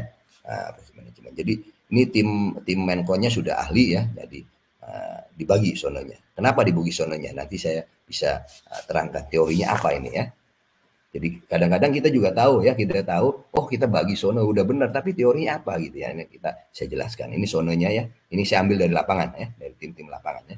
Ya, ada zona 1, zona 2, zona 3. Jadi nggak langsung semua zona dikerjain di monitor, enggak gitu ya. Nanti kenapa alasannya ini? Alasannya nanti. Nah, ini produksinya ya, dibagi zona 1 jumlahnya berapa, dihitung mulai dari bornya. Jadi kesimpulannya 3 titik per hari per unit bor. Ini breakdown-nya ya. Kemudian untuk king push-nya, satu titik king push 6 jam 20 menit misalnya. Ada 56, produksinya kita asumsikan masih 6 jam, kan harusnya satu hari 24 jam masih bisa dua gitu ya. 28 teoretikalnya. Nah, ini yang dilaksanakan di proyek. Teorinya gimana? Ini dia ya. Jadi sekarang teknik percepatan jadwalnya. Jadi cara memperpendek atau mempercepat jadwal. Jadi ada namanya tadi pembagian zone itu namanya pengurangan lingkup proyek. Project scoping. Tadi ya. Jadi kita tidak memonitor satu area full tapi dibagi. Membagi scope dan deliverable proyek menjadi lebih kecil ya. Jadi gampang diawasinya. Memudahkan pengerjaannya lebih gampang. Kemudian dikerjakan oleh tim ya. Zona 1 tim A, zona 2 tim B, zona 3 gitu ya. Jadi namanya pengurangan lingkup proyek. Itu yang dilaksanakan di proyek tersebut namanya itu ya. Kemudian nanti ada metode jalur cepat, fast tracking dan pemampatan jadwal ya, schedule compression, crashing. Ini yang kalau di MK fast tracking dan crashing. Fast tracking memecah aktivitas besar dijalankan secara simultan, paralel ya, di paralel. Resikonya tinggi. Sistem lead, aktivitas di belakang sudah bisa dimulai sebelum aktivitas depannya. Nah itu ya, nanti di slide selanjutnya lebih jelas saya jelasin. Kalau crashing, tambah sumber daya aja, kerja lembur. Kemudian kalau perlu tambah dari outsourcing luar sumber dayanya. Terakhir diubah konstruksinya, metodenya. Nah ini sangat perlu sekali ya, diubah konstruksinya, crashing. Nah, itu teori-teori ya. Jadi di proyek ini sudah menerapkan teorinya dengan benar, gitu ya. Karena timnya jago-jago ya, Menkonnya ya. Nah ini dia. Sekarang tidak ada namanya proyek normal gitu ya. Jadi saya dapat kasih ilustrasi ya, Bapak mohon izin sebentar ya di luar konteks ini. Tapi ini juga kaitannya dengan tadi ya metode. Kalau proyek normal 15 minggu taruhlah ini pekerjaan A ini 5 minggu ya dengan dikerjakan dengan satu satuan sumber daya. Kemudian pekerjaan A selesai dilanjutkan pekerjaan B dengan waktu 5 minggu. Dikerjakan dengan satu satuan sumber daya. Kemudian pekerjaan B selesai dikerjakan lanjut dengan pekerjaan C dengan satu satuan sumber daya. Jadi kalau normal waktunya 15 minggu dengan menggunakan satu satuan sumber daya. Nah, kalau teknik percepatannya fast tracking. Jadi kalau pekerjaan A tadi 5 minggu ya, tapi pekerjaan B-nya tidak nunggu pekerjaan A harus selesai. Jadi di minggu keempat di overlapping tadi ya, paralel. Nah, itu harus pekerjaan B udah mulai. Tetap 5 minggu. Sumber daya yang dipakai sama gitu ya. Nah, ini. Kemudian pekerjaan C, kalau yang di sini kan menunggu nih. Nunggu pekerjaan B selesai baru mulai. Enggak, kalau di fast tracking pekerjaan C bisa mulai pada minggu ke-7, overlapping artinya. Tetap waktunya 5 minggu karena menggunakan sumber daya yang sama. Artinya di 11 minggu selesai. Kamu bisa, Bapak Ibu bisa lihat ya, ini ada 4 minggu maju. Jadi inilah namanya teknik fast tracking untuk mempercepat jadwal dari normal. Jadi sekarang nggak ada proyek normal itu ya, semua proyek PSN, IKN itu proyeknya dikejar-kejar semua. Jadi si Menko-nya dikejar dari owner, ngerembet lah sampai ke bawah. Yang paling ini ya sapon-saponnya yang pada babak belur gitu ya. Gitu. Kemudian ada satu lagi crashing ya. Crashing agak beda ya. Crashing kalau pekerjaannya menggunakan dua sumber daya tadi ya, tambah outsourcing. Jadi yang seharusnya 5 minggu cukup 3 minggu aja. Tapi sumber dayanya nambah dua satuan atau 3 satuan sumber daya. Pekerjaan A selesai dia tidak overlap pekerjaan B-nya. 4 minggu aja yang pekerjaan B tambah overlap. Tapi sumber dayanya nambah ya. Kemudian pekerjaan C tidak overlap dengan pekerjaan B, tapi sumber dayanya nambah. Akhirnya 10 minggu selesai. Bayangin berarti dia maju berapa minggu? 5 minggu. Kalau fast tracking majunya 4 minggu. Ya silakan tinggal milih Menkon yang mau yang mana. Fast tracking dengan udah maju tapi dia high risk karena harus monitor overlapnya ini. Ya nanti kita lihat bagaimana si proyek ini benar nggak ada overlap ya. Nanti kita bisa lihat. Kemudian crashing high cost gitu ya. Wah ini nggak ada overlap tapi jor-joran ini nambah manpower, nambah equipment segala macam. Ya perlu nggak kalau ada kontraktualnya, kalau kontraktornya bisa maju 4 minggu dapat bonus ya bisa dipikirin gitu ya. Nah, gitu. Ini ya, jadi sebentar nggak lama saya untuk manajemen konstruksi karena ini penting ya. Jadi kaitannya sama bener nggak itu nanti di proyek ini kayak begini, gini ya. Ini Kemudian ya, jadi nanti poin-poin pentingnya juga ada di sini. Saya foto-foto aja jadi gampang cerita ya. Nah ini installasi vertical drain tadi ya. Saya bukan ngambil di proyek ini tapi di depannya. Jadi kalau saya lihat di depan proyek-proyek ini semua yang memang menggunakan vertical drain ya dari Gede Bage Sumarekon ini. Kemudian ini proyeknya ya. Jadi ini lihat kubahnya apa nih, Masjid Al Jabar ya. Nah ini tingginya ya. Ini ada granularnya. Ini tentunya pengisian material-material load preloading juga harus sesuai aturan ya. Nanti ada aturannya tuh di SNI itu ya. Ini. Nah, ini adalah poin penting ya. Jadi tadi kita mendapat tanda tanah yang begitu, kita harus ada masukin dulu resikonya adalah slurry stabilizer unit rate berapa harganya. Karena kita juga ngeri itu ya tanah begitu. Kita coba di sini ya di sumur pantaunya. Tapi pakainya alat wash boring ya. Sorry, alat wash boring kita bor di meter 80, dalamnya 20-an meter atau berapa. Ternyata bagus ya. Jadi di sini tidak ada longsor yang kita khawatirkan. Ya, sampai 1 minggu endapannya tidak terlalu besar gitu ya. Lihat Bapak Ibu ini hasilnya karena metodenya metode basah wash boring. Jadi malah ini kayak sebagai slurry ya, sebagai kayak bentonetnya gitu ya. Ternyata dengan metode alat yang besar kaliber ya tidak ada longsoran yang berarti gitu ya. Jadi untuk kondisi tanah ini nanti kita bagaimana summary-nya ya. Ini poin penting ya, poin pentingnya. Jadi kami waktu itu juga punya experience di station Gede Bagenya itu pakai wash boring.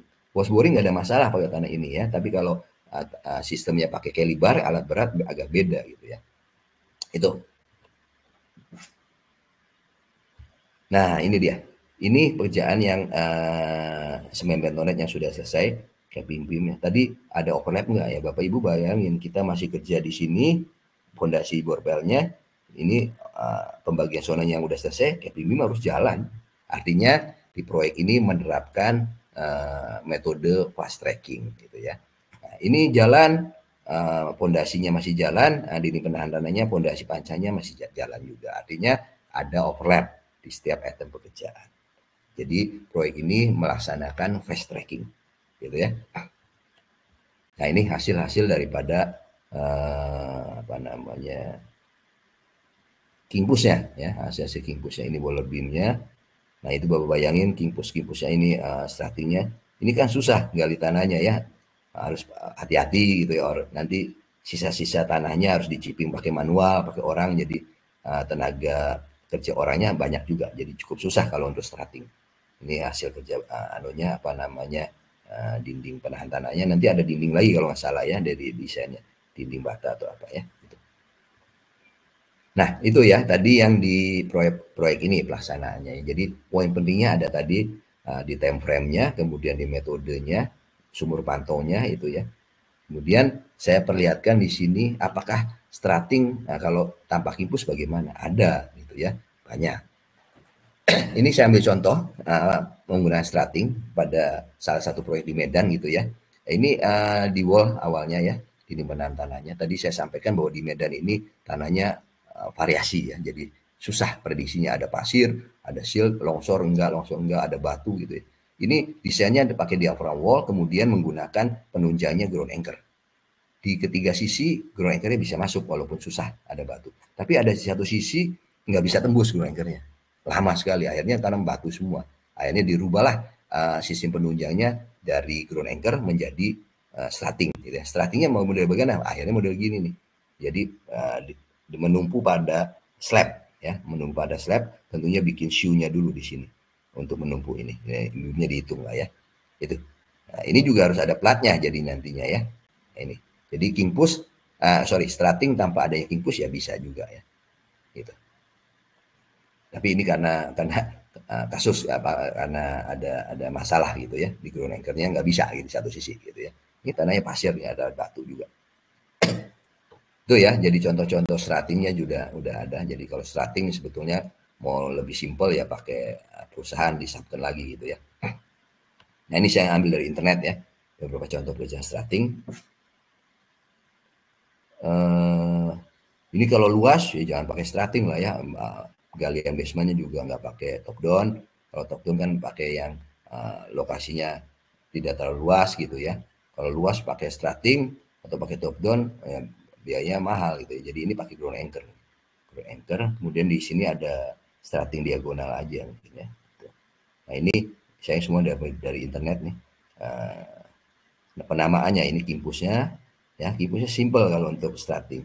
Ini waller. Waller adalah beam yang dipasang menempel pada returning wall-nya sebagai tumpuan ke kimpus. Kemudian ini ada keni-keninya nih ya, pengakunya ini keni. Ini stratnya yang ini strat. Ini ya. Kemudian ini dia. Ini kayak rak gitu ya. Galian basement gini tapi kayak rak ini sini ya. Bayangin bekunya harus kecil gitu ya, dan ini kasih orang yang banyak nih untuk gali-gali di antara celah-celah dinding penahan tanah sama celah-celah slatingnya. Jadi susah, lama waktu di sini. Baik, itu ya dari metode pelaksanaannya. Nah dari sini, dari uraian tadi kita bisa mengambil suatu pelajaran ya, mengambil suatu pelajaran dan menyimpulkan gitu ya. Jadi tanah lunak dipelajarin, harus dipelajarin nih ya dengan cermat, kaitannya dengan metode kerja yang tepat ya, baik untuk DPT maupun fondasi ya. Tadi DPT-nya pakai continuous, bisa nggak pakai diaphragm wall? Boleh ya, tapi kalau diaphragm wall kan itu bukaannya gede itu ya. Kalau kita pakai grab itu bukaannya kan bisa 2,6, 2,1 tergantung dari grabbernya ya. Jadi langsung gede. Jadi faktor longsornya akan lebih besar. Beda dengan borpel ya di meter 80 cm aja. Jadi harusnya sudah tepat ya. Kalau tanah lunak ya jangan pakai dia di wall gitu ya. Terus kita harus lihat juga harganya gitu ya. Tergantung ya daripada konsultannya nanti. Kemudian terhadap pengeboran. Nah, ini paling penting ya. Jadi kita harus tahu dulu sumur pantau ya. Bagaimana endapannya berapa, kita monitor 1 hari, 2 hari, 3 hari endapannya berapa sebagai patokan nanti pada saat pekerjaan DPT-nya. Nah ini juga terhadap pengeboran ini kan pada saat sudah kontrak. Tapi sebelum kontraknya, Bapak Ibu harus memasukkan suatu harga. Resiko yang terjadi kita harus tahu dulu. Ya, berarti harus ada slurry dulu. Slurry stabilizer, unit rate dulu. Gitu ya. Kemudian kondisi lapangan. Jadi tadi walaupun basement sudah ada preloading dan ada vertical drain dan dimonitor sampai 8 bulanan, mungkin turun dari informasi turun itu cukup dalam, turunnya cukup dalam ya. Itu juga di lapangan karena dilalui alat berat masih turun gitu ya. Jadi penggunaan plat pada tanah lunak sangat banyak ya. Karena tanahnya masih turun signifikannya. Gitu. Kemudian kelongsoran nggak ada tuh ya. Jadi nggak ada kelongsoran yang signifikan gitu ya. Jadi kalau kelongsorannya ditandain dengan overbreak betonnya besar ya. Gitu. Kemudian penghematan. Jadi dengan tidak adanya slurry stabilizer kita bisa hemat yang harga satuan slurry stabilizer tidak jadi dipakai gitu ya. Dan kemudian waktu pelaksanaannya juga bisa lebih cepat. Nah ini ya. Jadi lesson learn yang bisa kita dapatkan pada kondisi studi kasus di proyek ini gitu ya. Summary-nya ya. Jadi tadi jenis tanahnya ya, ada percobaan ternyata jenis tanahnya kan silt and clay. Walaupun kecil ya NSPT-nya, ini 10 ya, kurang dari 20 lah. Saya tiang bor tidak jumlahin kelongsoran berarti ya. Kedua, perbaikan tanahnya tepat nih ya, clay silt. Jadi kalau Bapak Ibu bisa lihat di halaman berapa tuh ya, gambar 2 halaman 67 dari soil SNI 8460 itu ada. Jadi kalau jenis tanah ini harus perbaikan tanahnya apa gitu ya. Jadi cocok harusnya ya. Kemudian fondasi tiang pancang ya. Ini pakai harus ada indikator ya, harus follower. Harus follower. Itu tadi ya, follower itu mancang apabila pancang kalau di bawah muka tanah gitu ya. Perkotaan DPT-nya dia menggunakan strating ya, sudah gitu ya. Impulsnya tadi jadi itu. Ini ya, jadi tapi kan lebih susah nih ya tadi. Kita harus pasti waktunya lama nih, Menkon kerjanya waktunya lama di sini. Karena harus shipping semua dengan alat kecil ya, tenaga manusia yang cukup banyak. Jadi kalau beku kan riskan juga gitu ya. Ini. Jadi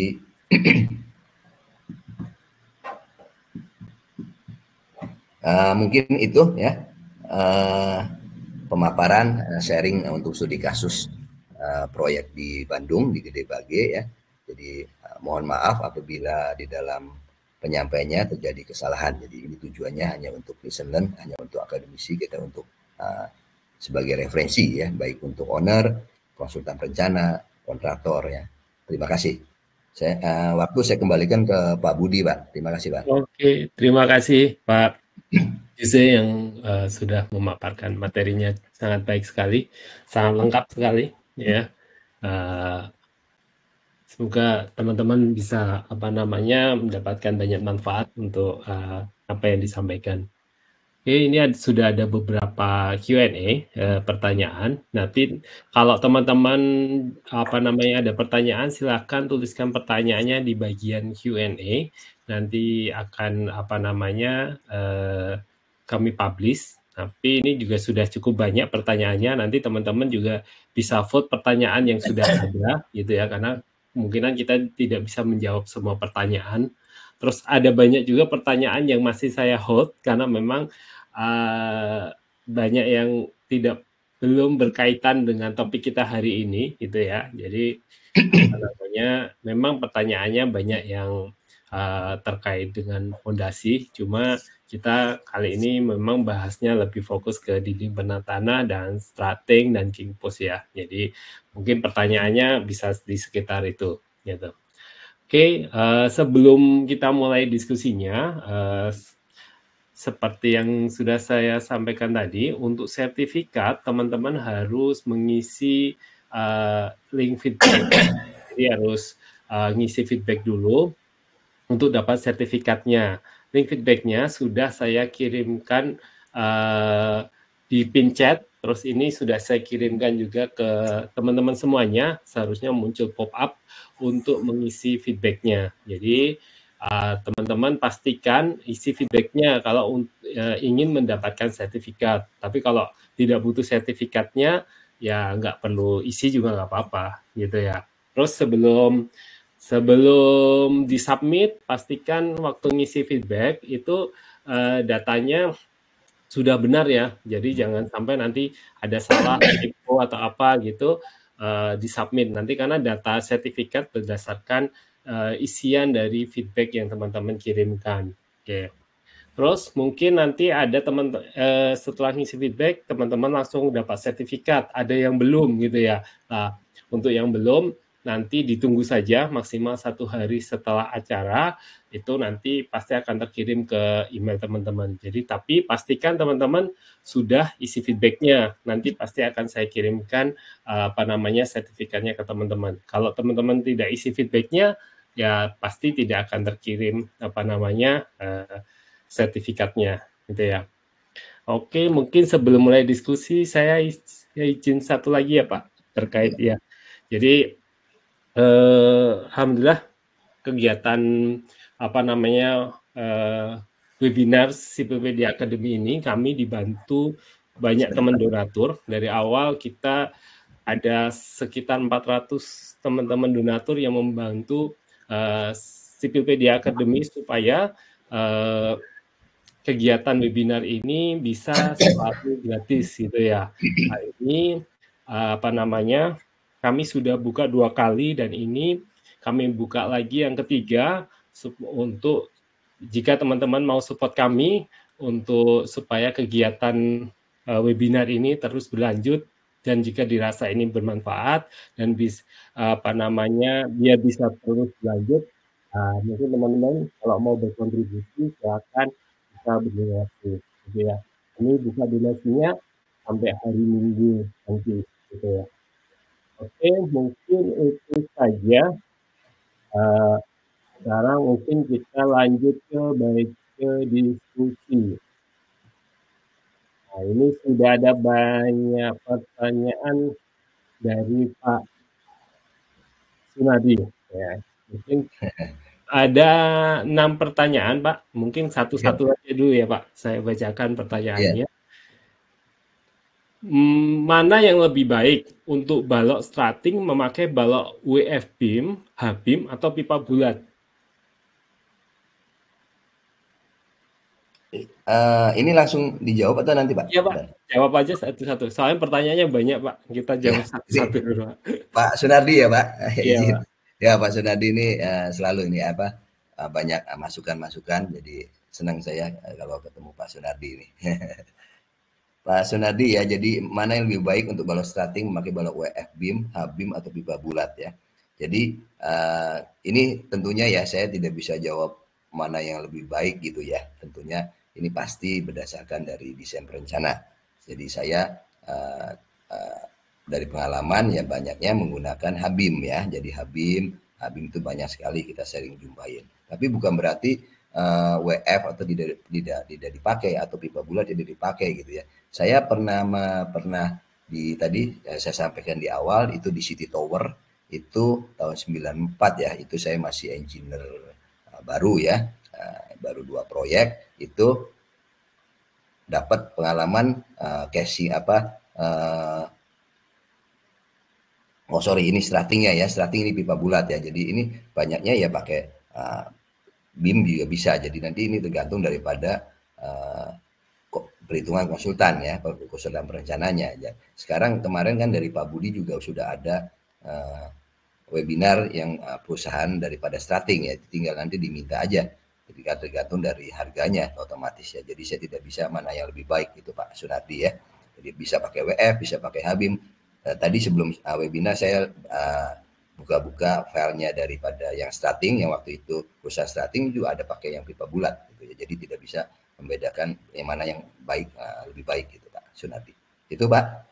Mungkin kalau ini ya Pak, kalau di Indonesia biasanya mungkin stratingnya itu kenapa pakai WF gitu, mungkin karena itu bisa digunakan lagi setelah itu mungkin gitu ya Pak. Ya, pasti kalau untuk slating kan harusnya pasti bisa digunakan lagi gitu ya. Makanya biasanya sekarang kan ya itu Menkom selalu sekarang udah disubkan lagi. Disubkan ya udah kan nanti tinggal selesai kan karena fungsi slating adalah temporary sementara ya. Jadi Iya. betul Pak Budi, jadi nanti kita bisa gunakan lagi itu Iya. Pak. Karena kalau saya lihat yang untuk memang yang kemarin yang dari Hong Kong itu kan memang dia spesialis strating itu memang dia kebanyakan eh, stratingnya pakai pipa semua sih Pak. Ya Gitu, Pak. mungkin dia juga bisa ngatur kan panjang pendeknya bisa diatur kayak gitu. Ya. Ya, ya kita lihat ujung-ujungnya juga nanti ke harga nih Pak. Nanti saya Iya. kalau Habim sama WF kan relatif sama ya harganya ya. Kalau teknisnya kan tentunya semua ngitung dari daya lateral daripada daya dukung apa lateral penahan tanahnya gitu ya. Pipa bulat sama Habim, pipa bulat sama WF BIM mahal mana? Umumnya segitu sih ya. Itu aja Pak mungkin Pak Pak Oke. Sunadi, Pak Budi. Terus yang kedua, mana yang lebih baik untuk kolom king post memakai king cross atau pipa bulat? Ya, sama ya kalau King Push tadi ya, tadi kita sampaikan bahwa King Push ini kan ada dua ya. Jadi untuk apa sebagai kolom yang berfungsi pada metode top down, di samping dia untuk menahan lateral, DPT-nya juga sebagai kolom komposit atau sebagai murni sebagai strating aja sebagai penahan DPT aja. Kalau sebagai penahan DPT aja tadi summary-nya bahwa king push-nya ini umumnya ya simple ya, simple paling beam aja. Beam aja itu bisa H-beam, bisa WF gitu ya. Umumnya H-beam. Tapi kalau kalau fungsinya sebagai king push-nya sebagai apa namanya menahan kolom ya tadi beberapa yang saya gambarin dia king cross-nya itu bisa dibuat ada double ya. Nah, jadi bukan satu uh, king push aja jadi dua namanya king cross silang jadinya ya. Tadi bisa dilihat di materi saya itu. Kemudian juga pipa bulat sama juga ya. Nah, ujung-ujungnya yang tetap ke mana ke pos. Nah, sekarang kalau pipa bulat saya jarang nemuin. Saya pernah nemuin waktu itu tadi saya cerita di City Tower itu king push-nya pakai pipa bulat. Itu tahun 94 ya. Jadi kerja sama kontraktor pondasi, kerja sama Shimizu kalau nggak salah. Itu waduh cukup susah ya. Pipa, pipa bulatnya benar-benar pipa yang kolom ya, tebal gitu ya. Masukin di dalam borpel, di dalam pipa bulatnya ini dimasukin juga pembesiannya. Di samping ada pembesian borpel. Jadi saya rasa sih harusnya untuk kolom king cross pakai king cross sudah cukup ya. Di Indonesia One itu juga king cross tapi dia dibuat kolom. di box, di box, jadi ditutup semua sisi-sisinya. Jadi Pak Sunadi bisa lihat di materi saya itu ada yang punya Indonesia One itu King Cross ya, tapi ditutup dia box sebagai box. Di dalamnya ada startnya gitu. Jadi umumnya sih pakai beam aja, King Cross atau satu gitu ya, King Cross ya biasanya. Itu Pak Sunadi. Oke. Yang ketiga, metode yang dipakai adalah bottom up yang berbeda dengan top down. Apa kelebihan dan kekurangan dari masing-masing metode? Oh ya, jadi ini sebenarnya bisa ini ya, bisa Pak Sunadi bisa lihat lah ya di mana internet itu bisa ya di buku-buku. Tadi bottom up, top down itu kan metode-metode untuk penggalian basement dalam ya. Jadi kalau bottom up ya itu metode biasa ya, gali biasa aja gitu. Itu kalau misalnya dipakai untuk lokasi proyek yang luas gitu ya, tanpa perlu ada lokasi sempit ya itu. Kemudian kalau untuk metode top down itu dipakai misalnya dia lokasinya cukup sempit ya gitu ya. Jadi itu perlu pakai top down. Jadi kelebihan kekurangannya ya kalau bottom up semua bisa gitu ya. Kalau top down kontraktornya beberapa aja yang punya pengalaman, jadi lebih perlu skillnya, lebih perlu keahliannya, lebih cepat tapi mungkin agak lebih mahal karena kalau di top down dia menggunakan kingpus tadi ya, ada saya sampaikan, tapi kalau bottom up ya nggak ada. Jadi perkuatannya kalau bottom up ya kalau nggak pakai starting tadi di gambar terakhir juga ada. Kalau bottom up kita lokasinya luas ya sudah, penunjangnya kita pakai ground anchor atau pakai waller beam atau pakai starting yang diagonal saja gitu ya. Itu jadi perbedaan bottom up dan top down. Jadi kalau top down selalu pasti pakai ada kimpusnya Pak Sunadi. Jadi kelebihannya ya plus minus ya. Bottom up ya umumnya kalau lokasinya luas ya ngapain kalau nggak Pak. Ada itu bisa pakai gali biasa, pakai ground anchor udah nggak usah pakai top down, lebih mahal. Tapi kan top down juga kalau dikerjakan sama ahli lebih cepat. Itu aja Pak kekurangan sama kelebihannya Pak Sunadi, Pak Budi ya. Terus yang keempat, konsep dewatering apa yang dipakai untuk mengatasi permasalahan air pada galian basement pada tanah lunak jenuh air tersebut? Nah ya, jadi ada beberapa ya, ada beberapa tipe ya. Jadi ini satu nih, oh ya Pak Sunadi ya. Ini Pak Sunadi, Pak. Ya, Oke, mungkin dijawab dulu, Pak, biar nanti ya. habis ini tanggapin Pak Sunadi. Bentar. Jadi beberapa jenis ya, ada beberapa untuk dewatering ya. Jadi nanti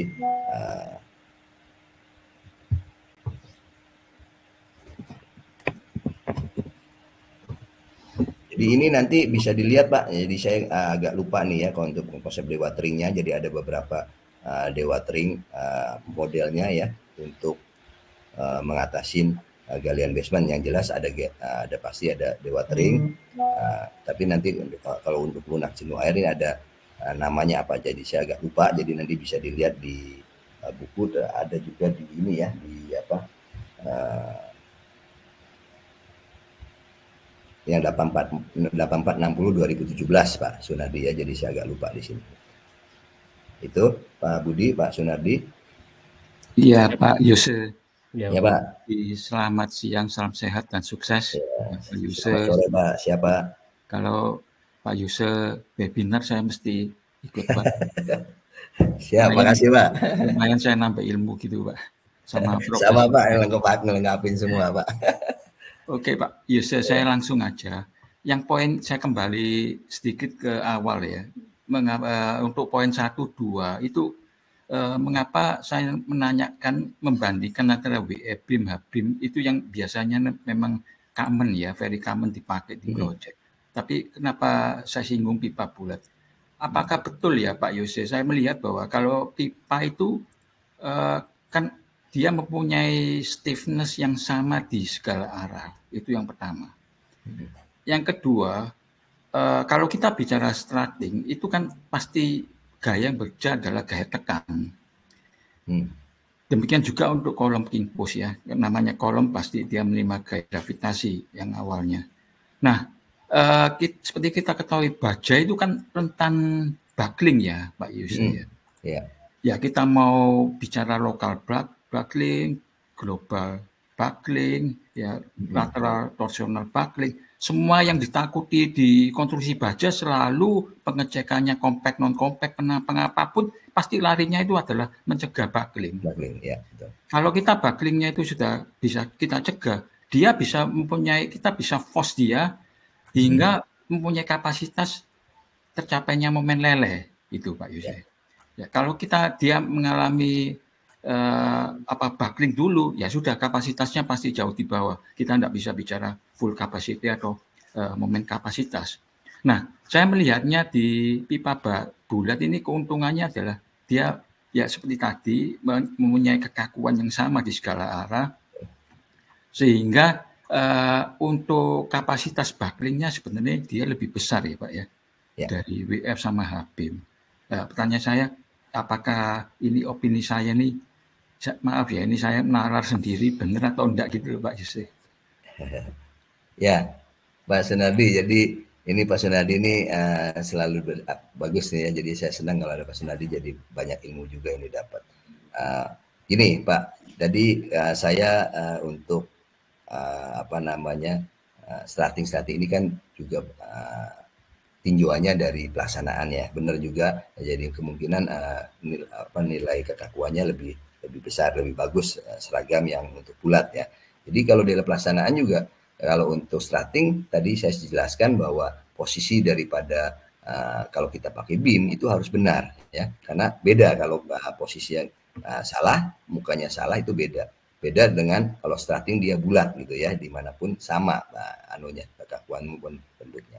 Kalaupun mengenai masalah yang perhitungan, saya terus terang aja tidak menguasain Pak itu ya. Jadi nanti bisa dibicarakan di ahlinya itu ya. Itu Pak Sunardi. Iya, terima kasih Pak Yusuf. Kemudian terkait dengan yang nomor 3, kalau saya boleh bertanya lebih lanjut, singkatnya, apakah metode bottom up ini sama dengan open cut ya Pak ya? Ya. Jadi bottom up itu sama dengan open cut gitu ya. Open cut tentunya sama gitu. Jadi ini biasanya kalau lokasinya luas sekali gitu ya nggak perlu ada nggak pakai king push, ya pakai bottom up aja, open cut aja biasa. Tentunya open cut juga ngikutin sekuen dari perencanaan ya. Kalau muka air tanahnya tinggi diturunin dulu ya, tentunya sekuennya juga harus ngikutin dari perencanaan. Kita buat apalagi yang dekat dengan galian yang dekat dengan dinding penahan tanah, mungkin dibuat berm dulu baru ada kemiringannya gitu ya. Itu gitu Pak Sunardi.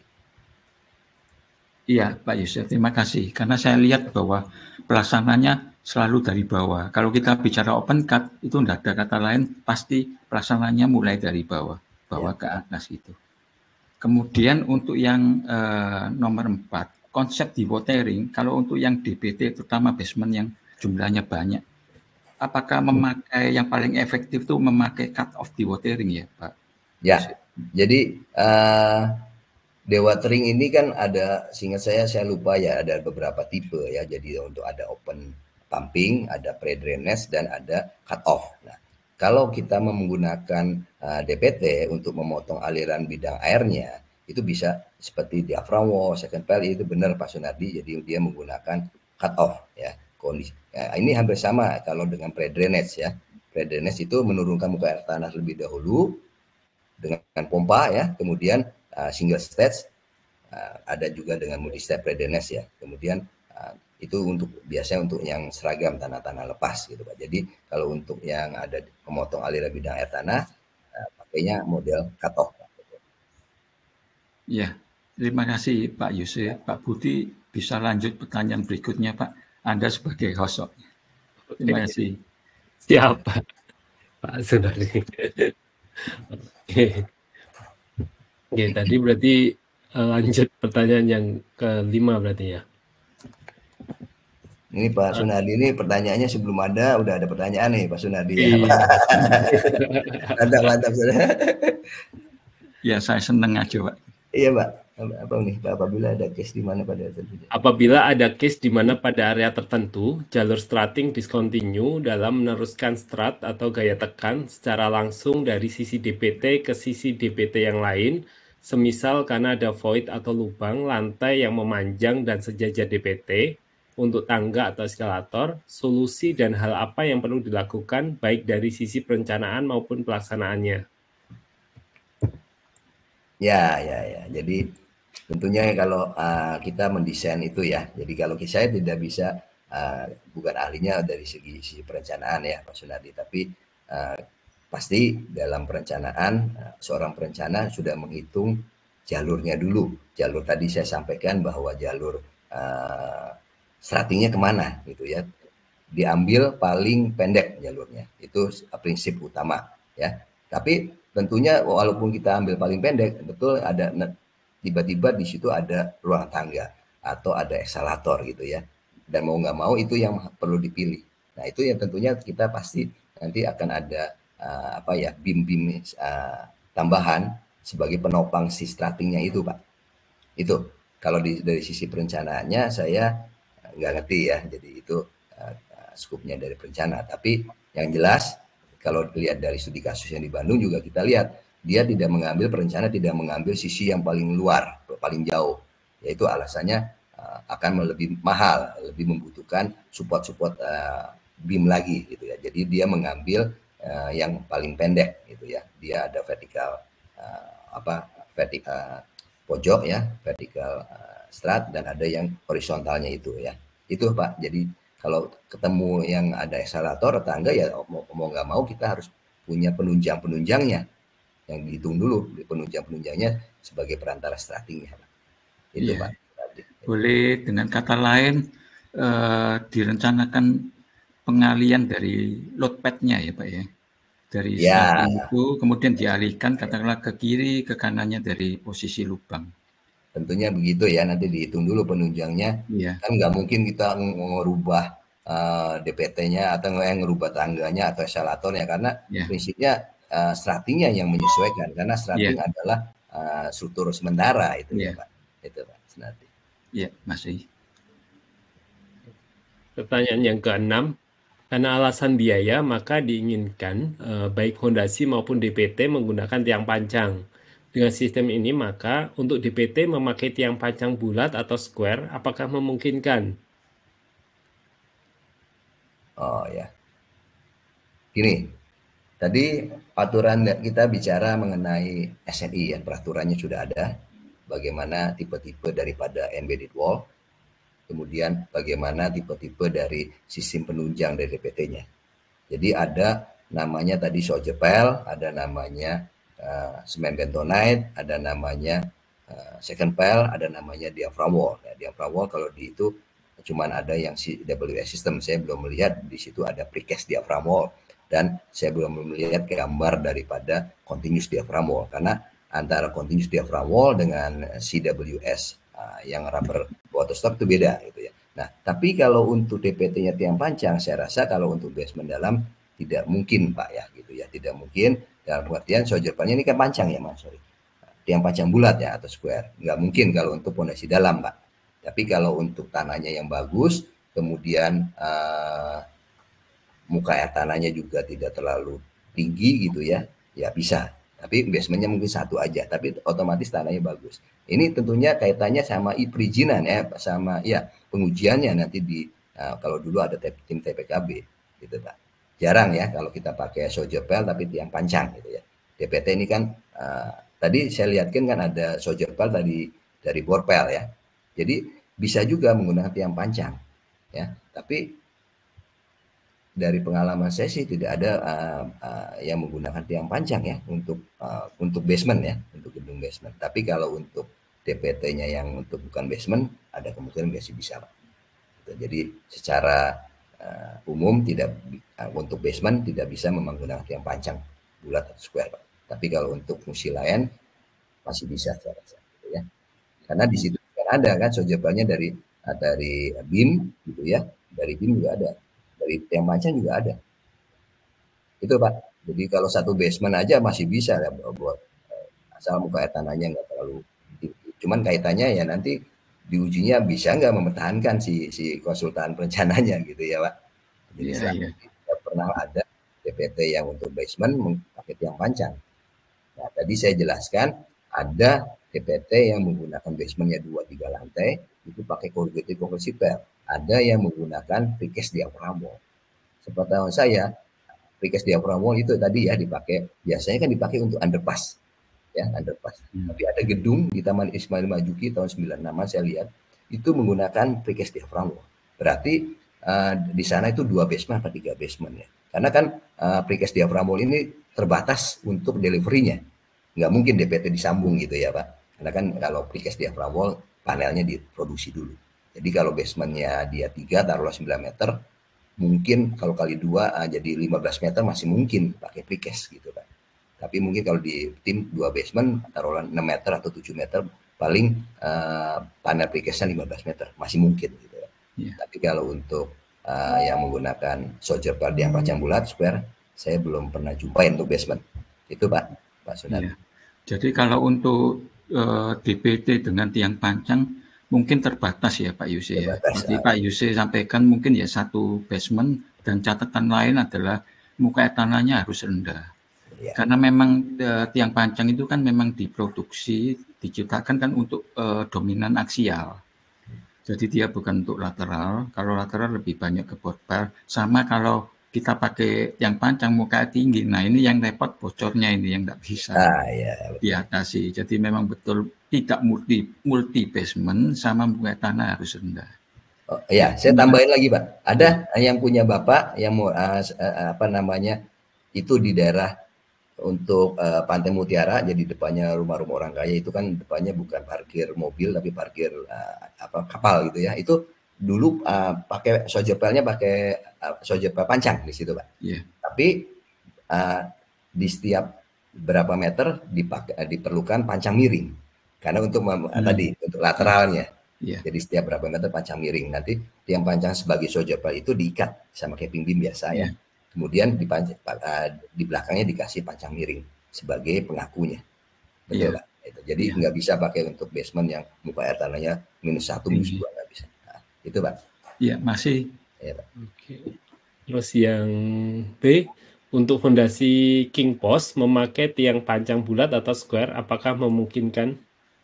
Nah, ini Pak, ini yang tadi sebagai pertanyaan juga, mungkin Bapak Ibu kalau memang ada yang punya pengalaman, kalau untuk desainnya bisa gitu ya, bisa hitungannya bisa ya kan, tapi pelaksananya bisa nggak?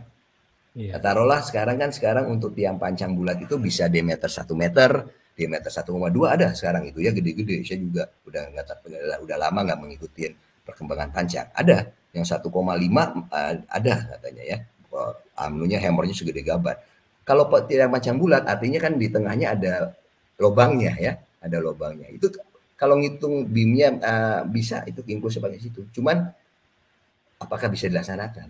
Saya juga belum tahu Pak. Jadi mungkin teman-teman yang sudah berpengalaman di pondasi atau di proyek-proyek silakan kalau ada yang itu ya. Kalau saya menjumpai tender gambar perencana yang tiang bulat menggunakan king post ada, tapi ujung-ujungnya dirubah jadi boardpan. Tapi kan agak sulit juga ya Pak. Maksudnya kalau kita pemancangannya kan di atas, basementnya kan di bawah. Maksudnya mancangnya kan nggak mungkin masuk. Maksudnya dia pasti kan setinggi pas posisi pemancangan kan Pak. Posisinya di atas. Jadi itu kalau saya lihat di desain ada, tapi pelaksanaannya enggak. Sama juga kalau kita misalnya fondasinya 7 meter, 8 meter tadi itu di kasusnya. Itu kenyataannya pakai pancang loh. Harusnya kan pakai boardpile, tapi kalau pakai boardpile kita harus bicara beberapa aspek ya. Lamanya, harganya. Bisa nggak? Bisa pakai pancang, basement bisa. Tapi kontraktor pancang dia tidak mau dibayar tertanam. Ya. Materialnya juga tidak mau dibayar tertanam. Ya. Jadi misalnya tiangnya 15 meter, tapi yang basementnya ada 4 meter di bawah. Dia nggak mau dibayar hanya 11 meter misalnya. Nggak mau. Solusinya apa tadi di studi kasus itu dia pakai follower ya. Pakai follower itu tool untuk memancang tiang pancang di bawah muka tanah. Itu. Jadi tiang pancangnya nggak nongol ke atas, dibeblesin masuk sampai dengan elevasi basementnya itu tadi. Itu Pak. Nah tadi saya sampaikan Kalau dulu saya pekerjaan follower itu di marketing ya, di penawar itu maksimum 2 meter. Kenapa? Kalau tanahnya keras, itu nyabutnya susah. Habis dipancang bisa, nyabutnya susah. Artinya ketinggalan si followernya itu, doli atau follower yang kalau ketinggalan 1, 2, lama-lama lumayan banyak gitu ya, rugi gitu ya. Apalagi 8 meter gitu. Tapi bisa gitu kan. Nah, itu Pak. Di studi kasus ini, di proyek ini ya pakai pancang gitu ya. Gitu. Apakah bisa seperti ini, Pak Yusuf? Katakanlah misalnya kita bicara tiang pancangnya itu spoon pile. Katakanlah misalnya diameter 60 gitu. Nah, kita memakai tiang uppernya itu jangan upper pile, tapi tiang middle. Sehingga dia ada platnya gitu. Kemudian king postnya kita adalah pipa bulat. Nah, mancangnya kita nggak boleh pakai sistem hammer, harus SPD. Seperti yang Pak Yusuf sampaikan tadi, nanti pipa bulat yang king postnya itu jadi followernya atau dolinya gitu Pak. Jadi kita pancang dulu tiang pancang bulat itu, yang tiang uppernya itu adalah middle sehingga ada plat sambung. Dia sebelum habis masukin pipa bulat sebagai king postnya, kita las. Kemudian kita cek lagi. Nah, itu pipa bulat itu sudah jadi king post. Ya, artinya si pipa bulat itu ditinggal gitu ya. Iya, dia Ditinggal jadi di king post gitu. followernya.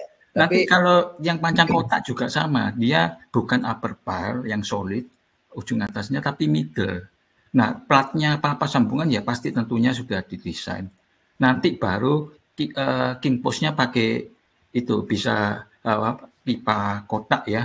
ya, Kan kita bisa mancang bulat kan bisa mancang kotak gitu. Intinya king postnya itu jadi doli lah follower seperti ya. itu. Kira-kira Ini Pak Yusuf bagaimana Pak Yusuf?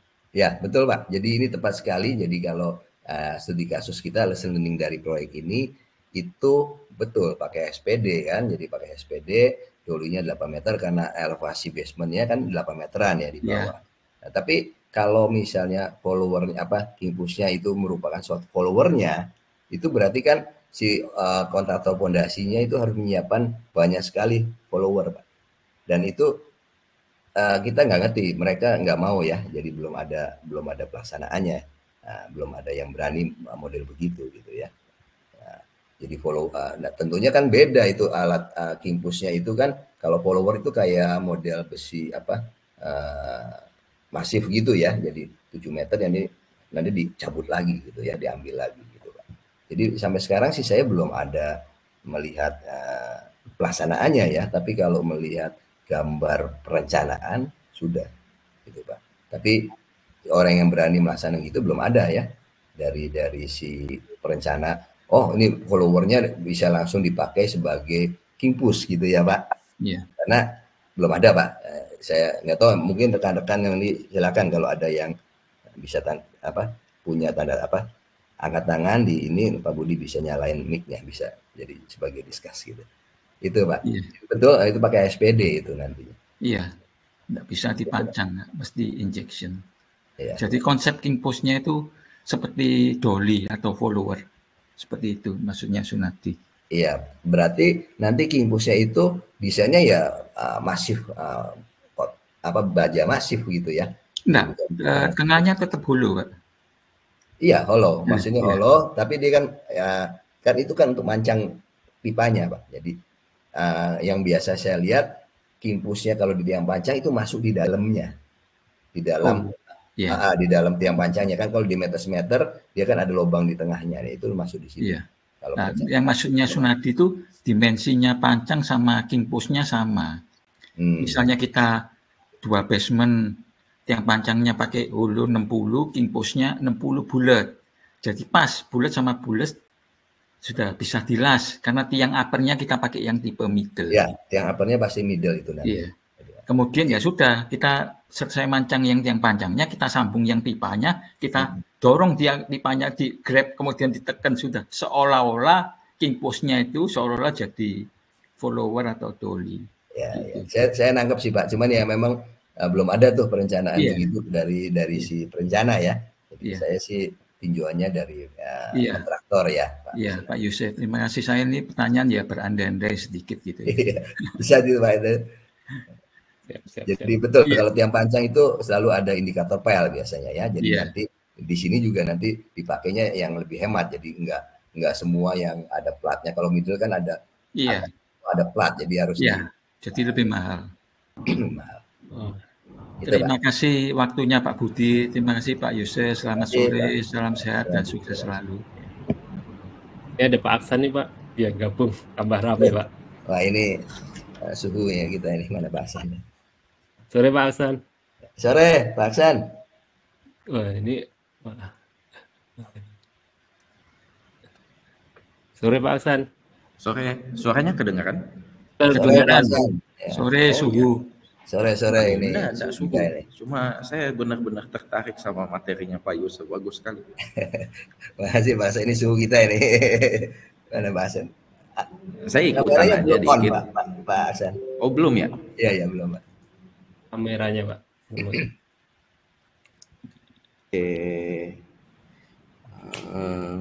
Begini? Nah itu kelihatan gantengnya Pak udah. Oke, sudah. Mantap. Oke, siap. Jadi prinsipnya gini, kalau misalnya mau pakai, kalau sebenarnya teman-teman di Surabaya itu sudah sering sekali pakai yang namanya spoon pile, itu dipakai sebagai king post, begitu. Itu biasa aja, ya. Kalau misalnya seandainya ada Pak Ben, kita bisa langsung nanya beliau gitu. Nah, ya. Pak Ben sudah melakukan beberapa desain menggunakan tiang panjang spoon pile sebagai king post, begitu. Cuma ada catatannya, dia tidak mau kalau lebih dalam dari 2 basement. Jadi memang terhitung, gitu. Itu dimungkinkan Pak. Pak San, jadi king push ini tiang ininya ya, tiang spoon pile-nya ya, bukan ada tambahan lagi si beam-nya itu masuk ke dalam tiang bulatnya, atau tadi Pak Sunardi dolinya dipakai sebagai king push gitu. Jadi ini benar-benar tiang bulatnya ya. Jadi metode yang dia pakai itu 2 macam. Jadi metode yang pertama itu ceritanya dia pakai semacam one column, one pile, semacam itu. Ada juga metode yang dia pakai begini. Kalau kekakuannya tidak cukup Pak, kalau sampai tidak cukup, maka dia bikin sesudah spoon pile di terakhir dia panjang, maka ada fabrikasi khusus untuk tiang baja yang masuk sebagai king post. Dia las itu ke kepalanya si spoon pile. Jadi ada yang model begini juga. Nah, tapi untuk detailnya ini tentu saya berani ngomong, rasanya ini Pak Ben aja nih yang berani pakai seperti ini. Iya. Gitu. Pak Benyamin Lumantara. Oh, Pak Benyamin, ya. Senior ya. Gitu ya. Nah, bisa seperti itu. Jadi memanfaatkan yang walaupun mungkin diistilahkan sebagai doli gitu ya. Kalau saya bilangnya itu tetap aja king post. Cuma bentuknya itu seperti tiang panjang. Dia pipa baja. Nah, tinggal nanti mengenai strat gesernya itu mau pasang di mana, nah itu bebas. Kan itu sesuai mau di mana elevasi basement 1-2-nya gitu ya. Betul. Gitu. Ya, bagus Pak. Jadi ini yang masukan yang bagus nih Pak. Jadi, tapi itu terbatas ya untuk 2 basement aja ya Pak Aksan ya. Saat ini mungkin begitu, tapi rasanya soalnya saat ini begitu. Kenapa saya sampaikan seperti itu? Seingat saya, karena saat ini kan kita menganggap bahwa dia di diameter 60. Ya. Kekakuan diameter 60 itu terbatas. Jadi kalau dia mau buatnya itu top down, dia tetap harus memanfaatkan hanya kekakuan diameter 60 ini. Nah, kalau misalnya satu saat karena misalnya kita sudah tahu bahwa tiang spoon itu pun ada sampai diameter 1,2 dan dikhususkan untuk posisi king post, bisa jadi dilakukan modifikasi supaya dia bisa menahan beban yang lebih besar. Nah, kalau itu dimungkinkan tidak ada masalah sama sekali. Tujuannya kan makin banyak studi yang kita lakukan, kemudian ada yang berani untuk trial, ownernya berani, ownernya percaya gitu ya, kontraktornya berani, konsultannya bisa hitung, maka terjadilah metode yang baru. Dan kalau itu proven, dipakailah seluruh dunia. Jadi begitu. ya baru ya, kalau biasa Kimpus kan kolom, Habim Atau double king gitu kan, cross, Kimpos ya, gitu kan, box gitu ya. ya. Jadi Karena kalau penampang bulat itu kan lebih compact ya, compact dan murah lah. Makanya kan selain buat king post juga yang tadi saya dengar itu mengenai strutting, nah itu juga oke sekali.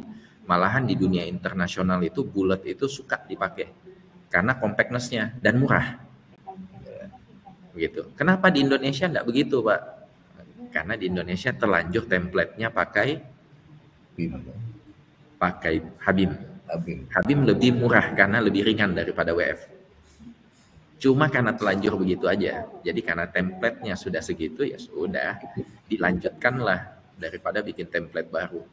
Tapi sebetulnya Pak Hasan, izin, itu tadi saya waktu tahun 94-95 itu di City Tower ya, itu saya sebagai fresh engineer baru, proyek kedua kalau nggak salah. Itu kimpusnya itu udah kolom ya, kimpusnya itu udah kolom. Jadi steel kolom yang benar-benar kolom. Jadi ada yang pakai gitu. Jadi itu waktu itu Indopora di bawah Shimizu gitu ya. Jadi itu saya pengalaman juga, cuman ya itu dulu kan nggak ada dokumentasi yang baik ya, jadi kolomnya benar-benar kolom yang tebal sekali gitu ya, sebagai kolom itu Kimpus. Itu di tahun di City Tower lah. Itu dimungkinkan. Jadi kalau misalnya dia bikin seperti itu, nantinya kan dia butuh untuk luas penampang. Kalau misalnya nanti dia naikkan sesudah fondasinya jadi, kan dia akan naik ke atas tuh. Dia butuh kekakuan lebih. Nah pada saat itu dia cor, dia tambahkan kekakuannya. Ya. Dia kasih beton. Jadi dia tidak biarkan finishingnya itu berupa king post-nya aja. King post-nya saja itu hanya berfungsi sampai bawah atau mungkin beberapa lantai naik ke atas gitu. Karena dia harus hitung kekakuannya. Kecuali dia hitung kekakuannya full, maka dia tidak perlu lagi melakukan penambahan kekakuan. Begitu. Nah, tapi detailnya itu sebenarnya Om Sun itu jago sekali. Ya ini ngomong-ngomong, Su Aksan ini pasti tahu lah di Surabaya proyeknya Pak Ben itu yang mana itu. Ya, apa yang disampaikan Su Aksan betul. Mungkin saya tambahkan itu kalau King Post pakai pondasi tiang panjang, katakanlah spoonpel ya, kasus case yang pernah dikejarkan spoonpel diameter 60, berarti installingnya untuk tiang panjang sama King Post-nya itu mesti yang terakhir, Pak Yusuf. Kita tidak boleh mancang secara tanpa arah. Jadi misalnya katakanlah pile cap ada 12 atau 9 lah. Yang tengah itu posisinya king post. Satu pile cap itu kita habisin, tidak boleh. Kita hanya boleh mancang itu 8 aja. Ya. Karena yang posisi king post itu harus kita tinggal sampai secara jumlah majority sudah selesai mancang semua. Barulah kita step terakhir itu mancang yang posisi king post-nya. Karena kalau kita mancang yang panjang itu kan pasti tipe displacement gitu Pak, tipe soil displacement. Yang dikhawatirkan kalau kita ada heaving Pak nantinya ya, terjadi heaving apa. Takutnya itu lari kalau kita mancang duluan. Jadi itu pancang harus terakhir. Ya, betul. Sekuennya harus begitu ya Pak Sunadi ya. Lari, apalagi tanah lunak gitu ya dari Surabaya. Kimpusnya itu kalau gerak aja manuver ala-ala pancangnya bisa lari itu. Iya. Jadi mungkin saya menyambung ceritanya Pak Aksan itu sebenarnya proyek di Surabaya memang betul perencanaannya Pak Ben. Itu apartemen, namanya sih apartemen Trilium. Sebenarnya Pak Ben itu tidak setuju desain seperti itu. Maunya Pak Ben ya seperti pada umumnya. DPD-nya pakai board pile, fondasi king post pakai board pile.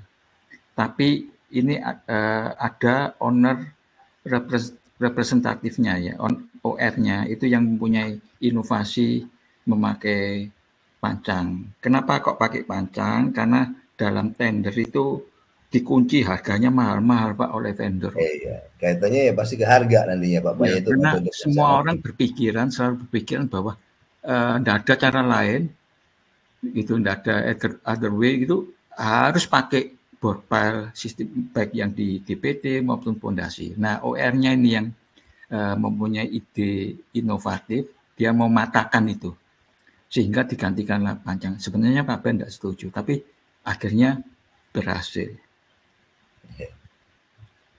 Itu di PT-nya pakai tiang panjang Pak Yusuf. Gitu ya. Basementnya Iya. berapa itu Pak? 2 lantai.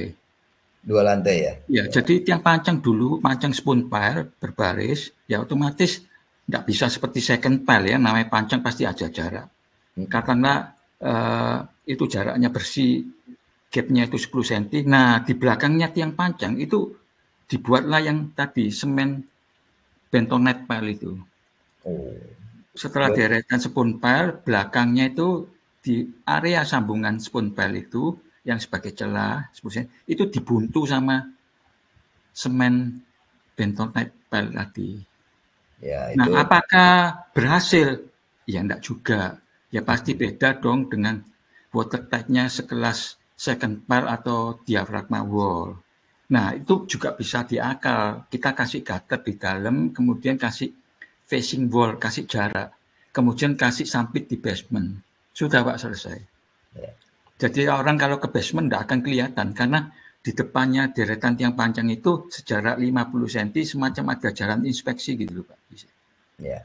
Ya, di dalamnya ada gutter, ada sampit gitu untuk mengakomodasi aliran air ini. Tapi orang yang di basement tidak kelihatan, kelihatannya itu mulus karena itu sebagai facing wall-nya. Ya, jadi ya banyak sih Pak ya aplikasi-aplikasi untuk DPT-nya ya. Cuman kan kaitannya memang itu tadi yang saya bicarakan, DPT ini kalau untuk basement kan airnya ya, rembesan airnya ya. Iya, betul. Airnya, kemudian izinnya bagaimana gitu ya. Berani nggak si perencana itu memakai cara itu, kemudian dites misalnya di Jakarta ya sama itu ahli-ahlinya belum ada. Nah, kalau misalnya udah tiang panjang, kemudian di belakangnya dikasih lagi apa namanya soil semen atau apa sudah di grouting, ya sama aja jadi kerja banyak double ya. Iya. Jadi macam-macam, dan nanti juga kaitannya sama itulah kembali ke water tight-nya gitu. Iya, iya. Gitu. Jadi saya punya pengalaman juga ya, jadi ada di di Tanah Abang ya. Tanah Abang itu Blok A dan Blok B. Blok A itu yang kerja dulu Blok A atau Blok B ya, itu satu sisi basement sudah kerjain Pak, pakai diafragma. Blok sambungannya itu Pak apa namanya pakai nyambung gitu ya. Jadi basement dinding diafragma wall-nya ini dipakai untuk 2 gedung. Jadi Blok A dan Blok B.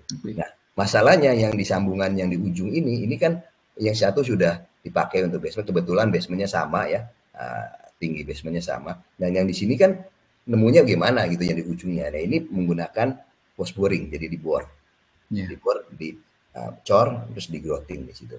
Dan kan nggak bisa nyatu gitu ya. Nah, itu saya juga baru pertama ada dinding basement yang dipakai untuk 2 gedung karena posisinya bersebelahan dan tinggi basementnya sama, jumlah basementnya sama gitu di Tanah Abang. Jadi satu dinding DPT dipakai 2 gedung gitu Pak. Ya, terima kasih Pak Yusuf. Iya Pak. Ya, Wah, tambah seru kayaknya, tambah ramai ini Pak. Ini ada bahasan. Ini sudah 4:30 ini Pak. Ini yang lain ada pertanyaan nggak Pak? Ada sih Pak. Saya izin live ya Pak Siap, Yusuf. Pak. Terima Ya, kasih Pak. Pak Hasan, Pak Budi. Terima kasih pencerahannya. Thank you Pak, thank you. Nah, saya juga live aja dulu. Nanti kalau dipanggil baru nongol lagi ya. Makasih Pak Hasan, makasih Pak Hasan. Thank you Pak Yusuf. Makasih Pak. Great presentation Pak. Ya, makasih Pak. Kayak memang sesi diskusinya emang harus panjang Pak. Ini saya pilih aja pertanyaannya yang terkait dengan materi ini Pak. Ya, saya bingung juga, banyak bener nih mau. Iya Pak, ini dari Pak Budiman. Bagaimana perbandingan tingkat efisiensi penggunaan solder pile versus steel sheet pile sebagai dinding penahan tanah di pinggiran strating dari perspektif biaya operasi? Pak Budiman ya, bagaimana perbandingan tingkat efisiensi penggunaan solder pile, steel sheet pile sebagai dinding penahan tanah, mana Pak tadi Pak? Saya.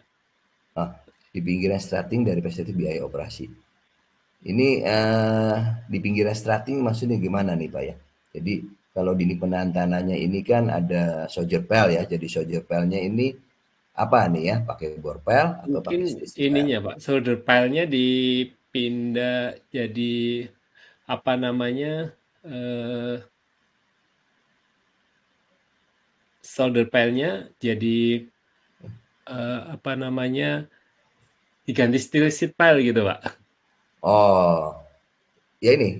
Jadi kita harus lihat dulu fungsinya ya. Basementnya itu berapa basement ya. Tadi saya sampaikan bahwa kalau untuk penggunaan steel sheet pile ini tidak bisa dipakai untuk